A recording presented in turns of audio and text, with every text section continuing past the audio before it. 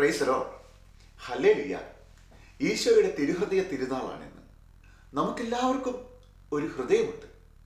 ചിലർ ഹൃദയശൂന്യരെന്ന് നമ്മളെ വിളിച്ചിട്ടുണ്ടാകുമെങ്കിലും, ചിലരെയൊക്കെ നമ്മൾ ഹൃദയശൂന്യരാണ് എന്ന് കരുതിയിട്ടുണ്ടാകുമെങ്കിലും, എല്ലാവർക്കും ഒരു ഹൃദയമുണ്ട്. നമ്മുടെയൊക്കെ ഹൃദയം ഈശോയുടെ തിരുഹൃദയം പോലെ ശാന്തതയും എളിമയും വിശുദ്ധിയും സ്നേഹവും നിറഞ്ഞതാകട്ടെ, സ്നേഹത്താൽ കത്തിജ്വലിക്കുന്നതാകട്ടെ, ദൈവസ്നേഹത്താൽ നിറഞ്ഞു നിൽക്കട്ടെ എന്ന് പ്രാർത്ഥിക്കാം. അതിനായിട്ട് നമുക്ക് ആത്മാർത്ഥമായിട്ട് ആഗ്രഹിക്കാം. ഈശോയും അതാണ് ആഗ്രഹിക്കുന്നത്.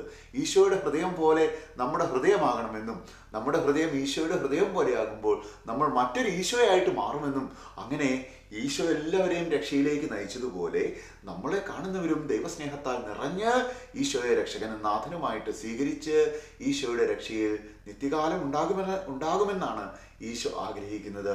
ഈശോയുടെ തിരുഹൃദയത്തെക്കുറിച്ച് നമ്മൾ ചിന്തിക്കുമ്പോൾ നമുക്ക് ചിന്തിക്കാതിരിക്കാൻ ആവില്ലാത്ത ഒരു വ്യക്തിയാണ് പരിശുദ്ധ കന്യകാമറിയം. ഈശോയുടെ തിരുഹൃദയത്തെ ഏറ്റവും കൂടുതൽ മനസ്സിലാക്കുകയും ഈശോയുടെ തിരുഹൃദയത്തെക്കുറിച്ച് ഏറ്റവും അധികം ധ്യാനിക്കുകയും തൻ്റെ മനുഷ്യഹൃദയം ഈശോയുടെ ഹൃദയം പോലെ തന്നെ ആക്കി മാറ്റുകയും ചെയ്ത ഒരു വ്യക്തിയാണ് പരിശുദ്ധ കന്യകാമറിയം. ഈശോ ബെത്ലഹേമിൽ ഒരു കാലിത്തൊഴുത്തിൽ പിറന്നു കിടക്കുമ്പോൾ പരിശുദ്ധ അമ്മ ആദ്യമായിട്ട് ഈശോയുടെ മുഖത്തേക്ക് നോക്കുകയാണ്. ഈശോയുടെ മുഖത്തേക്ക് നോക്കി പരിശുദ്ധ അമ്മ ഇങ്ങനെ ഇരിക്കും.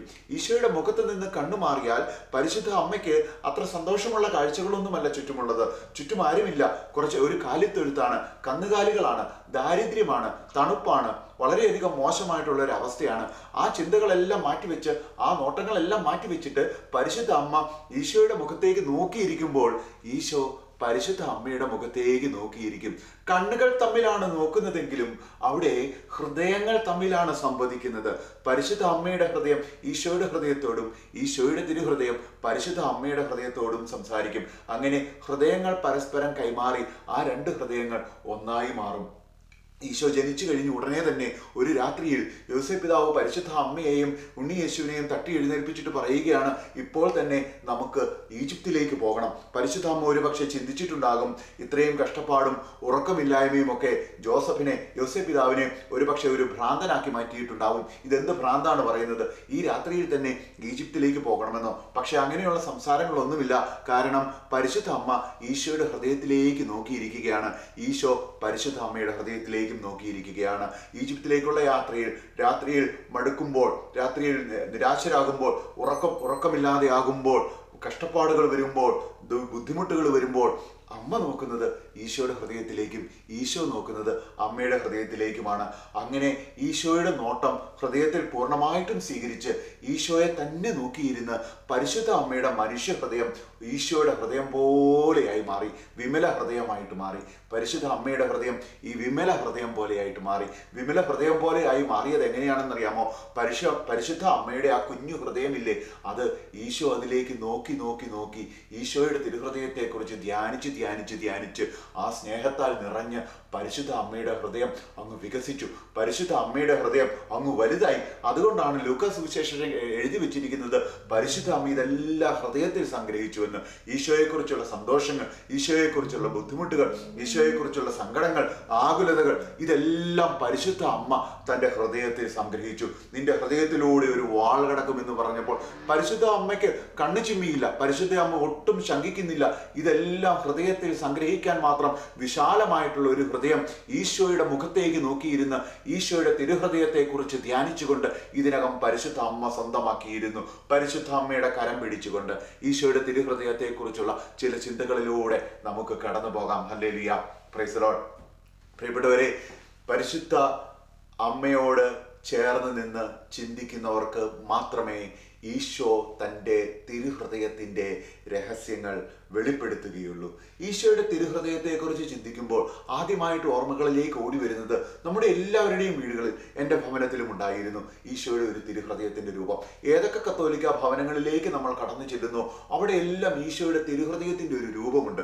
ഈശോ നമ്മുടെ പ്രധാനപ്പെട്ട പ്രാർത്ഥനാ മുറികളിലെല്ലാം പ്രധാനപ്പെട്ട സ്ഥാനം അലങ്കരിച്ചിരുന്ന രൂപങ്ങളിൽ ഒന്നാണ് ഈശോയുടെ തിരുഹൃദയത്തിൻ്റെ രൂപം. ഈശോയുടെ തിരുഹൃദയത്തിൻ്റെ രൂപമൊക്കെ കാണുമ്പോൾ ഞാൻ ചിന്തിച്ചിട്ടുണ്ട്, ഈശോയ്ക്ക് ഹൃദയം മാത്രമേ ഉണ്ടായിരുന്നുള്ളൂ, ഈശോയുടെ ഈശോയുടെ കൈയോടുള്ള ഭക്തി നമുക്കില്ല. ഈശോയുടെ വിരലുകളോട് നമ്മൾ പ്രാർത്ഥിക്കാറില്ല. ഈശോയുടെ കാലുകളോട് നമ്മൾ പ്രാർത്ഥിക്കാറില്ല. ഈശോയുടെ കണ്ണുകളോട് നമ്മൾ പ്രാർത്ഥിക്കാറില്ല. ഈശോയുടെ ചെവിയോട് പ്രാർത്ഥിക്കാറില്ല. ഈശോയുടെ മൂക്കിനോടോ നാക്കിനോടോ ഒന്നും നമ്മൾ പ്രാർത്ഥിക്കാറില്ല. പക്ഷേ ഈശോയുടെ ഹൃദയത്തിനോട് നമ്മൾ പ്രാർത്ഥിക്കും. എന്തുകൊണ്ടാണ് ഈശോയുടെ ഹൃദയത്തിനോട് പ്രാർത്ഥിക്കുന്നതെന്ന് പ്രിയപ്പെട്ടവരെ, ഫ്രാൻസിസ് മാർപ്പാപ്പ ഏറ്റവും അവസാനമായിട്ട് എഴുതിയ ഡിലെക്സിസ് നോസ്, അവൻ നമ്മളെ സ്നേഹിച്ചു എന്ന് പറയുന്ന ആ ഒരു ചക്രിക ലേഖനമുണ്ട്. അതിൽ വളരെ വ്യക്തമായിട്ട് 48-ാമത്തെ ഖണ്ഡികയിൽ എഴുതി വെച്ചിരിക്കുകയാണ്, ഈശോയുടെ ഹൃദയത്തിനോടുള്ള ഭക്തി ഒരു അവയവത്തോടുള്ള ഭക്തി മാത്രമല്ല. ഈശോയുടെ ഹൃദയത്തിനോടുള്ള ഭക്തി എന്ന് പറയുന്നത് ഈശോയോടുള്ള ഭക്തി തന്നെയാണ്. 48-ാമത്തെ ഖണ്ഡികയിൽ ഫ്രാൻസിസ് മാർപ്പാപ്പ എഴുതി വെച്ചിരിക്കുകയാണ്, devotion to the heart of Christ is not the veneration of a single organ apart from the person of Jesus. ഈശോയുടെ വ്യക്തിത്വത്തെ മാറ്റി നിർത്തിക്കൊണ്ട്, ഈശോ എന്ന വ്യക്തിയെ മാറ്റി നിർത്തിക്കൊണ്ടല്ല ഈശോയുടെ ഹൃദയത്തെക്കുറിച്ച് നമ്മൾ ചിന്തിക്കുകയും ഈശോയുടെ ഹൃദയത്തോടുള്ള ഭക്തി നമ്മൾ പ്രകടിപ്പിക്കുകയും ചെയ്യുന്നത്. നമ്മൾ ആരാധിക്കുകയും നമ്മൾ പ്രാർത്ഥിക്കുകയും നമ്മൾ ധ്യാനിക്കുകയും ചെയ്യുന്നത് ഈശോയുടെ തിരുഹൃദയത്തെ നമ്മൾ നോക്കുമ്പോൾ ഈശോയെക്കുറിച്ച് തന്നെയാണ് നമ്മൾ ധ്യാനിക്കുന്നത്. ഈശോയുടെ തിരുഹൃദയത്തെക്കുറിച്ച് നമ്മൾ ചിന്തിക്കുമ്പോൾ ഈശോയെക്കുറിച്ച് തന്നെയാണ് നമ്മൾ ചിന്തിക്കുന്നത്. ഈശോയുടെ തിരുഹൃദയത്തിനോടുള്ള ഭക്തി ഈശോയോടുള്ള ഭക്തി തന്നെയാണ്. ആരാണ് ഈശോ? മനുഷ്യപുത്രനായ ഈശോ, ദൈവമായ ഈശോ. ആ ഈശോയുടെ തിരുഹൃദയം പ്രതിനിധാനം ചെയ്യുന്നത് ഈശോയുടെ ഒരു അവയവം മാത്രമല്ല, ഈശോ എന്ന് പറയുന്ന വ്യക്തിയെ, ഈശോ എന്ന് പറയുന്ന ദൈവത്തെ, ഈശോ എന്ന് പറയുന്ന ദൈവപുത്രനെ, ഈശോ എന്ന് പറയുന്ന ഇന്നും ജീവിക്കുന്ന നമ്മൾ വിശ്വസിക്കുന്ന ദൈവത്തെ തന്നെയാണ്. ഹല്ലേലൂയ. പ്രിയപ്പെട്ടവരെ, വീണ്ടും ഫ്രാൻസിസ് മാർപ്പാപ്പ പറയുകയാണ് 51-ാമത്തെ ഖണ്ഡികയിൽ, പാർശ്വം പിളർക്കപ്പെട്ട ഈശോ. പാർശ്വം പിളർക്കപ്പെട്ട ഈശോയെക്കുറിച്ച് നമ്മൾ ധ്യാനിക്കുമ്പോൾ നമ്മൾ ധ്യാനിക്കുന്നത് ഈശോയുടെ സ്നേഹത്തെക്കുറിച്ചാണ്. അവസാനം വരെ മനുഷ്യ മക്കളെ സ്നേഹിച്ച ഈശോ, അവസാന തുള്ളി രക്തം വരെ മനുഷ്യ മക്കൾക്കായി തന്ന ഈശോ, ആ ഈശോ, ഉത്ഥാനം ചെയ്ത ഈശോ ഇന്നും നമ്മുടെ കൂടെയുണ്ട് എന്നുള്ള ഒരു ഉറപ്പാണ് ഈശോയുടെ തിരുഹൃദയത്തെക്കുറിച്ച് ധ്യാനിക്കുമ്പോൾ മനുഷ്യ മക്കൾക്ക് ലഭിക്കുന്നത്. ഫ്രാൻസിസ് മാർപ്പാപ്പ 51-ാമത്തെ ഖണ്ഡികയിൽ പഠിപ്പിക്കുകയാണ്, ഉത്ഥാനം ചെയ്ത ഈശോ മനുഷ്യ മക്കളോടുള്ള സ്നേഹത്താൽ എരിയുന്ന, മനുഷ്യ മക്കളോടുള്ള സ്നേഹത്താൽ ജ്വലിക്കുന്ന ഒരു ഹൃദയവുമായി ഇന്നും എൻ്റെയും നിൻ്റെയും കൂടെ നമ്മുടെ ഇടയിൽ സന്നിഹിതനായിരിക്കുന്നു എന്നുള്ള ഒരു ഉറപ്പാണ് ഈശോയുടെ തിരുഹൃദയ ഭക്തിയിലൂടെ നമുക്ക് ലഭിക്കുന്നത്. പ്രിയപ്പെട്ടവരെ, ഇത് വെറുമൊരു പടം മാത്രമല്ല, ഇത് വെറുമൊരു ചിത്രം മാത്രമല്ല. ഏതോ ഒരു ചിത്രകാരൻ തൻ്റെ ഭാവനയിൽ, ഏതോ ഒരു ചിത്രകാരൻ തൻ്റെ കരവിരുതിൽ വരച്ചെടുത്ത, തൻ്റെ ഭാവനയിൽ നിന്നും സൃഷ്ടിച്ചെടുത്ത ഒരു ചിത്രമല്ല ഈശോയുടെ ചിത്രം. ഇത് ഈശോയെ തന്നെ പ്രതിനിധാനം ചെയ്യുന്ന ഒരു അടയാളമാണ്. ഈശോയെ നമ്മൾ ശരണപ്പെടുന്നു എന്ന് നമ്മൾ പറയാതെ പറയുന്ന, ഈശോയിലുള്ള ശരണം നമ്മൾ പ്രഖ്യാപിക്കുന്ന, വാക്കുകളിലൂടെയല്ല പ്രവൃത്തികളിലൂടെ പ്രഖ്യാപിക്കുന്ന ഒരു ഭക്തിയാണ് ഈശോയുടെ തിരുഹൃദയത്തോടുള്ള ഭക്തി. ഈശോയുടെ തിരുഹൃദയത്തിൻ്റെ മുൻപിൽ നമ്മൾ നിൽക്കുമ്പോൾ 57-ാമത്തെ ഖണ്ഡികയിൽ ഫ്രാൻസിസ് മാർപ്പാപ്പ പറയുകയാണ്, ഈശോയുടെ തിരുഹൃദയത്തിൻ്റെ മുൻപിൽ നിൽക്കുമ്പോൾ ഈശോയുടെ സന്നിധിയിൽ തന്നെയാണ് നമ്മൾ നിൽക്കുന്നതെന്ന്. 49-ാമത്തെ ഖണ്ഡികയിൽ മാർപ്പാപ്പ വീണ്ടും പറയുന്നു, നമ്മൾ ഈ ഈശോയുടെ തിരുഹൃദയത്തിൻ്റെ ഈശോയുടെ തിരുഹൃദയത്തിൻ്റെ ചിത്രത്തെ നമ്മൾ ബഹുമാനിക്കുമ്പോൾ നമ്മളുടെ ബഹുമാനം ആ ചിത്രത്തിനോടല്ല, നമ്മളുടെ ബഹുമാനവും നമ്മളുടെ ആരാധനയും ഈശോയിലേക്ക് തന്നെയാണ് നമ്മൾ ചെല്ലുന്നതെന്ന്. ഈശോയിലേക്ക് തന്നെ ഈ ആരാധനയും ബഹുമാനവും ഒക്കെ ചെല്ലുമ്പോൾ 52-ാമത്തെ ഖണ്ഡികയിൽ മാർപ്പാപ്പ വീണ്ടും പഠിപ്പിക്കുന്നു, ഇത് ഒരു ഇമേജിനറി സിമ്പൽ അല്ല, ഒരു real symbol which represents the centre source from which the salvation flows for all humanity. രക്ഷ, മനുഷ്യവംശം മുഴുവനും വേണ്ടിയുള്ള രക്ഷ കടന്നു വരുന്നത് എവിടെ നിന്നാണോ ആ ഹൃദയത്തെയാണ് നമ്മൾ ഈ ചിത്രത്തെ ബഹുമാനിക്കുന്നതിലൂടെ ആരാധിക്കുന്നതെന്ന്. ഈ ചിത്രത്തെ ബഹുമാനിക്കുന്നതിലൂടെ നമ്മൾ ഈശോയെ തന്നെയാണ് ആരാധിക്കുന്നത്. ഈശോയുടെ ഹൃദയത്തിൽ നിന്നാണ് മനുഷ്യവംശത്തിൻ്റെ രക്ഷ കടന്നു വരുന്നത്. ആ മനുഷ്യവംശത്തിൻ്റെ രക്ഷയുടെ ഉറവിടത്തെ തന്നെയാണ് ഈശോയുടെ തിരുഹൃദയത്തിൻ്റെ ചിത്രത്തെ ബഹുമാനിക്കുകയും ആദരിക്കുകയും ചെയ്യുന്നതിലൂടെ നമ്മൾ ആരാധിക്കുന്നതെന്ന് ഫ്രാൻസിസ് മാർപ്പാപ്പ പഠിപ്പിക്കുകയാണ്. പ്രിയപ്പെട്ടവരെ, ഫ്രാൻസിസ് മാർപ്പാപ്പ മാത്രമല്ല ഈശോയുടെ തിരുഹൃദയ ഭക്തിയെക്കുറിച്ച് എഴുതിയിരിക്കുന്നത്. 13-ാം പിയൂസ് മാർപ്പാപ്പ ഇങ്ങനെ എഴുതി, ഇത് ഈശോയുടെ തിരുഹൃദയത്തിൻ്റെ ഒരു രൂപം എന്ന് പറയുന്നത് ഈശോയുടെ അനന്തമായ അതിരുകളില്ലാത്ത സ്നേഹത്തിൻ്റെ അടയാളമാണെന്നാണ് 13-ാം പിയൂസ് മാർപ്പാപ്പ പഠിപ്പിച്ചത്. ഈശോയുടെ സ്നേഹത്തെക്കുറിച്ച് ഒന്ന് ആലോചിച്ച് നോക്കുക. ഒരു മനുഷ്യനായിരുന്നു ഈശോ. ഈശോ നസ്രത്തിൽ ജനിച്ചത് നമ്മളെപ്പോലെ തന്നെയുള്ള ഒരു മനുഷ്യനായിട്ട്, ഒരു പൂർണ്ണ മനുഷ്യനായിട്ട്, ഒരു മനുഷ്യനെ പോലെ തന്നെ കാണാനും, ഒരു മനുഷ്യനെ പോലെ തന്നെ ചിന്തിക്കാനും, ഒരു മനുഷ്യനെ പോലെ തന്നെ സംസാരിക്കാനും, ഒരു മനുഷ്യനെ പോലെ തന്നെ സ്നേഹിക്കാനും, ഒരു മനുഷ്യനെ പോലെ തന്നെ സങ്കടപ്പെടാനും, ഒരു മനുഷ്യനെ പോലെ തന്നെ നെടുവേർപ്പെടാനും, ഒരു മനുഷ്യനെ പോലെ തന്നെ കരുണ കാണിക്കാനും കഴിയുന്ന ദൈവ മനുഷ്യനായിട്ടാണ് ഈശോ ഈ ഭൂമിയിൽ ജീവിച്ചത്. ആ ഈശോ തന്നെയാണ് ഈ തിരുഹൃദയ ഭക്തിയിലൂടെ, ഈ തിരുഹൃദയത്തിൻ്റെ പിക്ചറിലൂടെ, ഈ തിരുഹൃദയത്തിൻ്റെ രൂപത്തിലൂടെ നമ്മുടെ മുൻപിൽ ഈശോ തന്നെയാണ് വരുന്നത്.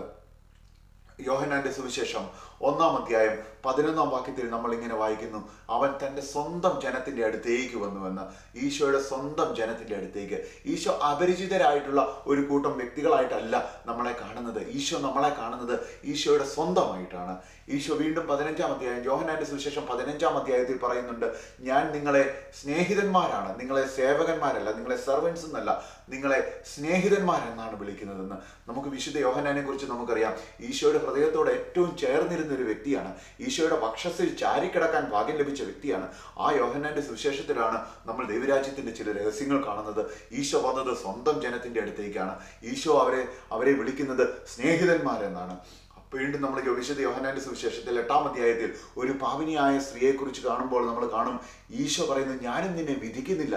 നമ്മളെ വിധിക്കാതെ, നമ്മളെ സേവകരെന്ന് വിളിക്കാതെ, നമ്മളെ സ്നേഹിതരെന്ന് വിളിക്കുന്ന, നമ്മളെ സ്വന്തമാക്കി നമ്മുടെ കൂടെ ഇരിക്കുന്ന ആ ഈശോയാണ് ഈശോയുടെ തിരുഹൃദയത്തിൻ്റെ ചിത്രം, ഈശോയുടെ തിരുഹൃദയത്തിൻ്റെ രൂപങ്ങൾ പ്രതിനിധാനം ചെയ്യുന്നത്. പ്രിയപ്പെട്ടവരെ, ഈശോ എന്ന് പറയുന്നത് ഒരു പൂർണ്ണ വ്യക്തിയായിരുന്നു. ഈശോ എന്ന് പറയുന്നത് ഒരു പൂർണ്ണ മനുഷ്യനായിരുന്നു. ഇന്നും നമ്മുടെ ഇടയിൽ ഒരു പൂർണ്ണ മനുഷ്യൻ എന്തൊക്കെ ചെയ്യുവാൻ സാധിക്കുമോ അതൊക്കെ നമ്മളോട് ചെയ്യുവാൻ സാധിക്കുന്ന ഒരു വ്യക്തിയായിട്ടാണ് ഈശോ എന്ന് പറയുന്നത്. ആകാശങ്ങളിൽ എങ്ങാണ്ടിരിക്കുന്ന ഒരു വ്യക്തിയല്ല, നമ്മുടെ കൂടെ നിൽക്കുന്ന, നമ്മളിൽ ഒരുവനായിട്ട് നിൽക്കുന്ന ഒരു വ്യക്തിയായിട്ടാണ് ഈശോയെ സുവിശേഷങ്ങളിൽ അവതരിപ്പിക്കുന്നത്.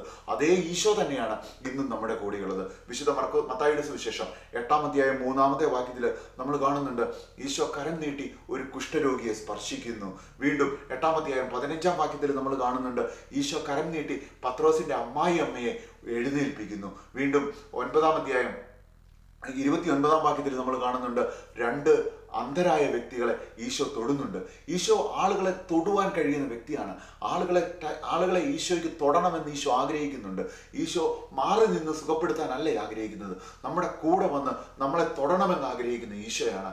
നമ്മൾ നഷ്ടധൈര്യരായി പോകുമ്പോൾ, നമ്മൾ ഭയപ്പെട്ടു പോകുമ്പോൾ ധൈര്യമായിരിക്കാൻ പറയുന്ന ഈശോയെയാണ് സുവിശേഷങ്ങളിൽ നമ്മൾ കാണുന്നത്. വിശുദ്ധ മത്തായിയുടെ സുവിശേഷം 9-ാം അധ്യായം 2-ാം വാക്യത്തിൽ ഈശോ പറയുന്നുണ്ട്, മകനെ ധൈര്യമായിരിക്കുക. ഇതിനി മകന്മാരോട് മാത്രമാണ്, ആണുങ്ങളോട് മാത്രമാണ്, സ്ത്രീകളോടല്ല എന്ന് പറയുന്ന എന്നാരെങ്കിലും ചിന്തിക്കുന്നുണ്ടെങ്കിൽ വീണ്ടും മത്തായിയുടെ സുവിശേഷത്തിൽ തന്നെ 9-ാം അധ്യായം 22-ാം വാക്യത്തിൽ പറയുന്നുണ്ട്, മകളെ ധൈര്യമായിരിക്കുക എന്ന്. മകളെ ധൈര്യമായിരിക്കുക എന്ന് ഇന്നും നമ്മളോട് പറയുവാൻ ആഗ്രഹിക്കുന്ന ഒരു ഈശോയാണ് ഈശോയുടെ തിരുഹൃദയത്തിലൂടെ, ഈശോയുടെ തിരുഹൃദയത്തിന്റെ ചിത്രങ്ങളിലൂടെ, ഈശോയുടെ തിരുഹൃദയത്തിന്റെ രൂപങ്ങളിലൂടെ നമ്മൾ ആരാധിക്കുകയും നമ്മൾ ആദരിക്കുകയും നമ്മൾ ചിന്തിക്കുകയും ചെയ്യുന്നത്. ഇനി ഈശോ ആളുകളെ നോക്കുന്നുണ്ട്, ഈശോ ആളുകളെ കാണുന്നുണ്ട്. വിശുദ്ധ മർക്കോസിന്റെ സുവിശേഷം 10-ാം അധ്യായം 21-ാം വാക്യത്തിൽ ഒരു ധനവാനായ ഒരു യുവാവിനെ കുറിച്ച് പറയുന്നുണ്ട്, ഈശോ അവനെ സ്നേഹപൂർവ്വം കടാക്ഷിച്ചു എന്ന്. അവനെ സ്നേഹപൂർവ്വം കടാക്ഷിക്കുന്ന ഈശോയാണ്, നമ്മളെ ഓരോരുത്തരെയും സ്നേഹപൂർവ്വം കടാക്ഷിക്കുന്ന ഈശോയാണ് ഈശോയുടെ തിരുഹൃദയത്തിലുള്ളത്. ഇത് വിശുദ്ധ മത്തായിയുടെ സുവിശേഷം 4-ാം അധ്യായം 18-ാം വാക്യത്തിൽ കാണുന്നു. അത് അപ്പസ്തോലന്മാരെ കാണുന്ന ഈശോ, അവർ സബദിപുത്രന്മാർ യാക്കോബും യോഹന്നാനും ഒക്കെ പിതാവിനോടൊപ്പം ഇരുന്ന് വല നന്നാക്കുന്ന, നമ്മൾ അനുദിന ജീവിതത്തിൽ ചെയ്തുകൊണ്ടിരിക്കുന്ന കാര്യങ്ങൾ കാണുന്ന ഈശോയാണ് ഈശോയുടെ തിരുഹൃദയത്തിലൂടെ നമ്മൾ കാണുകയും നമ്മൾ ധ്യാനിക്കുകയും ഒക്കെ ചെയ്യുന്നത്. വീണ്ടും യോഹന്നാന്റെ സുവിശേഷം 1-ാം അധ്യായം 48-ാം വാക്യത്തിൽ ഒരു സമരിയാക്കാരിക്ക് വേണ്ടി ഈശോ കാത്തിരിക്കുകയാണ്. അവിടെ ആരും ചെയ്യാത്തൊരു കാര്യം, ആരും അറിയാത്തൊരു കാര്യം, ഇതാ ഈശോ അവിടെ കാത്തിരിക്കുന്ന ഒരു സമരിയാക്കാരിക്ക് വേണ്ടി, ഇതാ എനിക്കും നിനക്കും വേണ്ടി ഒരു കിണറിന്റെ കരയിൽ കാത്തിരിക്കുന്ന ഈശോയാണ് ഈ തിരുഹൃദയത്തിലെ ഈശോ. ലൂക്കായുടെ സുവിശേഷം 21-ാം അധ്യായം 2-ാം വാക്യം, ആരും കാണാത്തൊരു കാര്യം, ആരും അറിയില്ല എന്ന് വിചാരിച്ച്, ഞാനും ദൈവവും മാത്രം അറിയുമെന്ന് വിചാരിച്ച് ഒരു വിധവ കൊണ്ടിടുന്ന ഒരു കാണിക്ക, ആ കാണിക്ക പോലും കാണുന്ന ഈശോ, എല്ലാം കാണുന്ന ഈശോ, എല്ലാം അറിയുന്ന ഈശോ, എന്നെ കാണുന്ന ഈശോ, എന്നെ തൊടാൻ ആഗ്രഹിക്കുന്ന ഈശോ, എൻ്റെ കൂടെ വരാൻ ആഗ്രഹിക്കുന്ന ഈശോ, ആ ഈശോയാണ് ആ ഈശോയാണ് പ്രിയപ്പെട്ടവരെ ഈശോയുടെ തിരുഹൃദയത്തിലൂടെ നമ്മൾ കാണുകയും ധ്യാനിക്കുകയും ചെയ്യുന്നത്. ഈശോയുടെ ഈ മനുഷ്യനായി പിറന്ന ഈശോയുടെ, ഒരു മനുഷ്യനെ സ്നേഹിക്കുവാൻ വേണ്ടി മനുഷ്യനായി മാറിയ ഈശോയുടെ ആ സ്നേഹമാണ് ഈശോയുടെ തിരുഹൃദയത്തിലോടുള്ള ഭക്തിയിലൂടെ പരിശുദ്ധ കത്തോലിക്ക സഭ നമ്മളെ പഠിപ്പിക്കുന്നതെന്ന് ഫ്രാൻസിസ് മാർപ്പാപ്പ ഡെലിക്സിസ് നോസ് അവൻ നമ്മളെ സ്നേഹിച്ചു എന്ന ചാക്രിക ലേഖനത്തിൻ്റെ 54-ാം ഖണ്ഡികയിലൂടെ നമ്മളെ പഠിപ്പിക്കുന്നു. പ്രിയപ്പെട്ടവരെ, സഭ വീണ്ടും പഠിപ്പിക്കുകയാണ്, ഈശോയുടെ തിരുഹൃദയത്തെക്കുറിച്ച് നമ്മൾ ധ്യാനിക്കുമ്പോൾ ഈശോയെക്കുറിച്ച് മാത്രമല്ല നമ്മൾ ധ്യാനിക്കുന്നത്. കാരണം എന്താണെന്നറിയാമോ? ഈശോ പറഞ്ഞില്ലേ, എന്നെ കാണുന്നവൻ എൻ്റെ പിതാവിനെ കാണുന്നെന്ന്. ഈശോ പറഞ്ഞില്ലേ, ഞാൻ പിതാവിങ്കിലേക്കുള്ള വഴിയാണെന്ന്. ഈശോ പറഞ്ഞില്ലേ, എന്നിലൂടെ അല്ലാതെ ആരും പിതാവിങ്കിലേക്ക് എത്തുന്നില്ല എന്ന്. പ്രിയപ്പെട്ടവരെ, ഈശോയുടെ തിരുഹൃദയത്തെക്കുറിച്ച് നമ്മൾ ധ്യാനിക്കുമ്പോൾ സ്വർഗത്തിലുള്ള നമ്മുടെ പിതാവിനെ കുറിച്ച് കൂടിയാണ് നമ്മൾ ധ്യാനിക്കുന്നത്. ഈശോയുടെ തിരുഹൃദയത്തെക്കുറിച്ച് നമ്മൾ ധ്യാനിക്കുമ്പോൾ ഈശോയുടെ തിരുഹൃദയം ആരിലേക്കാണോ തിരിഞ്ഞിരുന്നത്, ഈശോയുടെ ജീവിതം മുഴുവൻ ആരിലേക്കാണോ തിരിഞ്ഞിരുന്നത്, ആ പിതാവിനെ കുറിച്ചാണ് നമ്മൾ ധ്യാനിക്കുന്നത്. എല്ലാവരും സത്യം അറിയണമെന്നും, എല്ലാവരും പിതാവിനെ അറിയണമെന്നും, എല്ലാവരും ഞാനും പിതാവും ഒന്നായിരിക്കുന്നത് പോലെ നിങ്ങളും ഒന്നായിരിക്കണമെന്നും ആഗ്രഹിച്ച ഈശോയുടെ തിരുഹൃദയത്തെക്കുറിച്ച് നമ്മൾ ധ്യാനിക്കുമ്പോൾ ഈശോയിലേക്ക് മാത്രം ഒതുങ്ങിപ്പോകുന്ന ഒരു ധ്യാന ചിന്തകളോ ഒരു നോട്ടമോ ഒരു ഭക്തിയോ അല്ല നമുക്കുള്ളത്. ഈശോയുടെ തിരുഹൃദയത്തെക്കുറിച്ച് നമ്മൾ ധ്യാനിക്കുമ്പോൾ സ്വർഗസ്ഥനായ പിതാവിനെ കുറിച്ച് കൂടിയാണ് നമ്മൾ ധ്യാനിക്കുന്നത്. പിതാവിങ്കിലേക്കുള്ള ഒരു യാത്രയാണ് ക്രിസ്തീയ ജീവിതമെന്ന്, പിതാവിന്റെ ഭവനത്തിലേക്കുള്ള ഒരു യാത്രയാണ്, ഒരു തീർത്ഥാടനമാണ് ക്രിസ്തീയ ജീവിതമെന്ന് വിശുദ്ധ ജോൺ പോൾ രണ്ടാമൻ മാർപ്പാപ്പ പഠിപ്പിക്കുന്നുണ്ട്. അതിനോടൊപ്പം ചേർത്ത് വെച്ച് പറയട്ടെ, ഫ്രാൻസിസ് മാർപ്പാപ്പയുടെ ചരമ വാർത്ത അറിയിച്ചത്, ലോകത്തെ കാർഡിനൽ ഫാരൽ അറിയിച്ചത് എങ്ങനെയാണ്? ഫ്രാൻസിസ് മാർപ്പാപ്പ മരിച്ചുപോയി എന്നല്ല പറഞ്ഞത്. ഫ്രാൻസിസ് മാർപ്പാപ്പ തൻ്റെ പിതാവിന്റെ ഭവനത്തിലേക്ക് തിരിച്ചുപോയി. He returned to the father's house. പ്രിയപ്പെട്ടവരെ, ഈശോയുടെ തിരുഹൃദയത്തെക്കുറിച്ച് നമ്മൾ ധ്യാനിക്കുമ്പോൾ, സ്വർഗസ്ഥനായ പിതാവിനെ കുറിച്ച് നമ്മൾ ധ്യാനിക്കുമ്പോൾ, സ്വർഗസ്ഥനായ പിതാവിന്റെ വീട്ടിലേക്കുള്ള ഒരു തീർത്ഥാടനം, സ്വർഗസ്ഥനായ പിതാവിന്റെ വീട്ടിലേക്കുള്ള ഒരു തിരിച്ചുപോക്ക്, ഒരു സ്ഥലത്തേക്ക് നമ്മൾ തിരിച്ചു പോകണമെങ്കിൽ നമ്മൾ അവിടെ നിന്ന് വന്നവരാകണം, അല്ലേ? ഹല്ലേലൂയ. നമ്മൾ വന്നത് പിതാവിന്റെ ഭവനത്തിൽ നിന്നാണ്. ആ പിതാവിന്റെ ഭവനത്തിലേക്കാണ് നമ്മൾ തിരിച്ചു പോകേണ്ടത് എന്നുള്ള ഒരു ഓർമ്മപ്പെടുത്തലാണ് ഈശോയുടെ തിരുഹൃദയത്തെക്കുറിച്ചുള്ള ധ്യാന ചിന്തകൾ. ഹല്ലേലൂയ. പ്രിയപ്പെട്ടവരെ, പിതാവിനെക്കുറിച്ചും ഈശോയെക്കുറിച്ചും പിതാവിനെക്കുറിച്ചും മാത്രമായിട്ട് നമുക്ക് ധ്യാനിക്കാനാവില്ല. പിതാവിനെക്കുറിച്ചും പുത്രനെക്കുറിച്ചും നമ്മൾ ധ്യാനിക്കുമ്പോൾ പരിശുദ്ധാത്മാവിനെ കുറിച്ച് കൂടി നമ്മൾ ധ്യാനിക്കണം. കാരണം എന്താണെന്നറിയാമോ? വിശുദ്ധ ജോൺ പോൾ രണ്ടാമൻ മാർപ്പാപ്പ ഒരിക്കൽ പറയുകയുണ്ടായി, ഈശോയുടെ തിരുഹൃദയം എന്ന് പറയുന്നത് പരിശുദ്ധാത്മാവിന്റെ മാസ്റ്റർ പീസ് ആണെന്ന്. ഹല്ലേലൂയ. പ്രിയപ്പെട്ടവരെ, പരിശുദ്ധാത്മാവിന്റെ മാസ്റ്റർ പീസ് ആണ് ഈശോയുടെ തിരുഹൃദയം. ആ പരിശുദ്ധാത്മാവിലൂടെ മാത്രമേ, ആ പരിശുദ്ധാത്മാവിന്റെ സഹായം സ്വീകരിക്കുന്നതിലൂടെ മാത്രമേ ഈശോയുടെ തിരുഹൃദയത്തെക്കുറിച്ച് നമുക്ക് പഠിക്കുവാൻ സാധിക്കൂ. പരിശുദ്ധാത്മാവിൻ സഹായിച്ചാൽ അല്ലാതെ ഈശോയുടെ തിരുഹൃദയത്തെക്കുറിച്ച് നമുക്ക് ധ്യാനിക്കുവാനായിട്ട് സാധിക്കുകയില്ല. പരിശുദ്ധാത്മാവിന്റെ വലിയ സാന്നിധ്യം ഉണ്ടെങ്കിൽ മാത്രമേ ഈശോയുടെ തിരുഹൃദയത്തിൽ ഒളിഞ്ഞിരിക്കുന്ന രക്ഷാകര സംഭവത്തിന്റെ രഹസ്യങ്ങൾ, ഈശോയുടെ തിരുഹൃദയത്തിൽ ഒളിഞ്ഞിരിക്കുന്ന ദൈവിക രഹസ്യങ്ങൾ നമ്മുടെ മനുഷ്യ ഹൃദയം ഉപയോഗിച്ച് നമ്മൾ മനസ്സിലാക്കണമെങ്കിൽ നമ്മളെ സഹായിക്കേണ്ട വ്യക്തിയുടെ പേരാണ് പരിശുദ്ധാത്മാവ്. പിതാവും പുത്രനും പരിശുദ്ധാത്മാവും ഈശോയുടെ തിരുഹൃദയത്തിന്റെ ധ്യാനത്തിലൂടെ അത് പരിശുദ്ധ ത്രിത്വത്തെക്കുറിച്ചുള്ള ധ്യാനമായിട്ട് മാറുന്നു. വിശുദ്ധ ജോൺ പോൾ രണ്ടാമൻ മാർപ്പാപ്പ വീണ്ടും പഠിപ്പിക്കുകയാണ്, നമ്മുടെ രക്ഷകന്റെ ഹൃദയം പിതാവിന്റെ സ്നേഹത്തിലേക്ക്, യഥാർത്ഥ സ്നേഹത്തിലേക്ക് നമ്മുടെ രക്ഷകന്റെ ഹൃദയം പിതാവിന്റെ സ്നേഹം, അതായത് യഥാർത്ഥ സ്നേഹം, മനുഷ്യന്റെ സ്നേഹമല്ല, നമ്മുടെ എന്തെങ്കിലും സ്വാർത്ഥമായിട്ടുള്ള താല്പര്യങ്ങൾക്ക് വേണ്ടിയിട്ടുള്ള സ്നേഹമല്ല, നമ്മുടെ എന്തെങ്കിലും ലക്ഷ്യങ്ങൾ നേടിയെടുക്കുന്നതിന് വേണ്ടിയിട്ടുള്ള സ്നേഹമല്ല, പിതാവിന്റെ യഥാർത്ഥമായ സ്നേഹത്തിലേക്ക് നമ്മളെ ക്ഷണിക്കുകയാണ് വിശുദ്ധ തിരുഹൃദയം ചെയ്യുന്നതെന്ന് ജോൺ പോൾ രണ്ടാമൻ മാർപ്പാപ്പ പഠിപ്പിക്കുകയാണ്. ഇത് തന്നെയാണ് പരിശുദ്ധാത്മാവും ആഗ്രഹിക്കുന്നത്. നമ്മളെല്ലാവരും ദൈവസ്നേഹത്താൽ നിറയണമെന്നും, അങ്ങനെ ദൈവസ്നേഹത്താൽ നിറഞ്ഞ്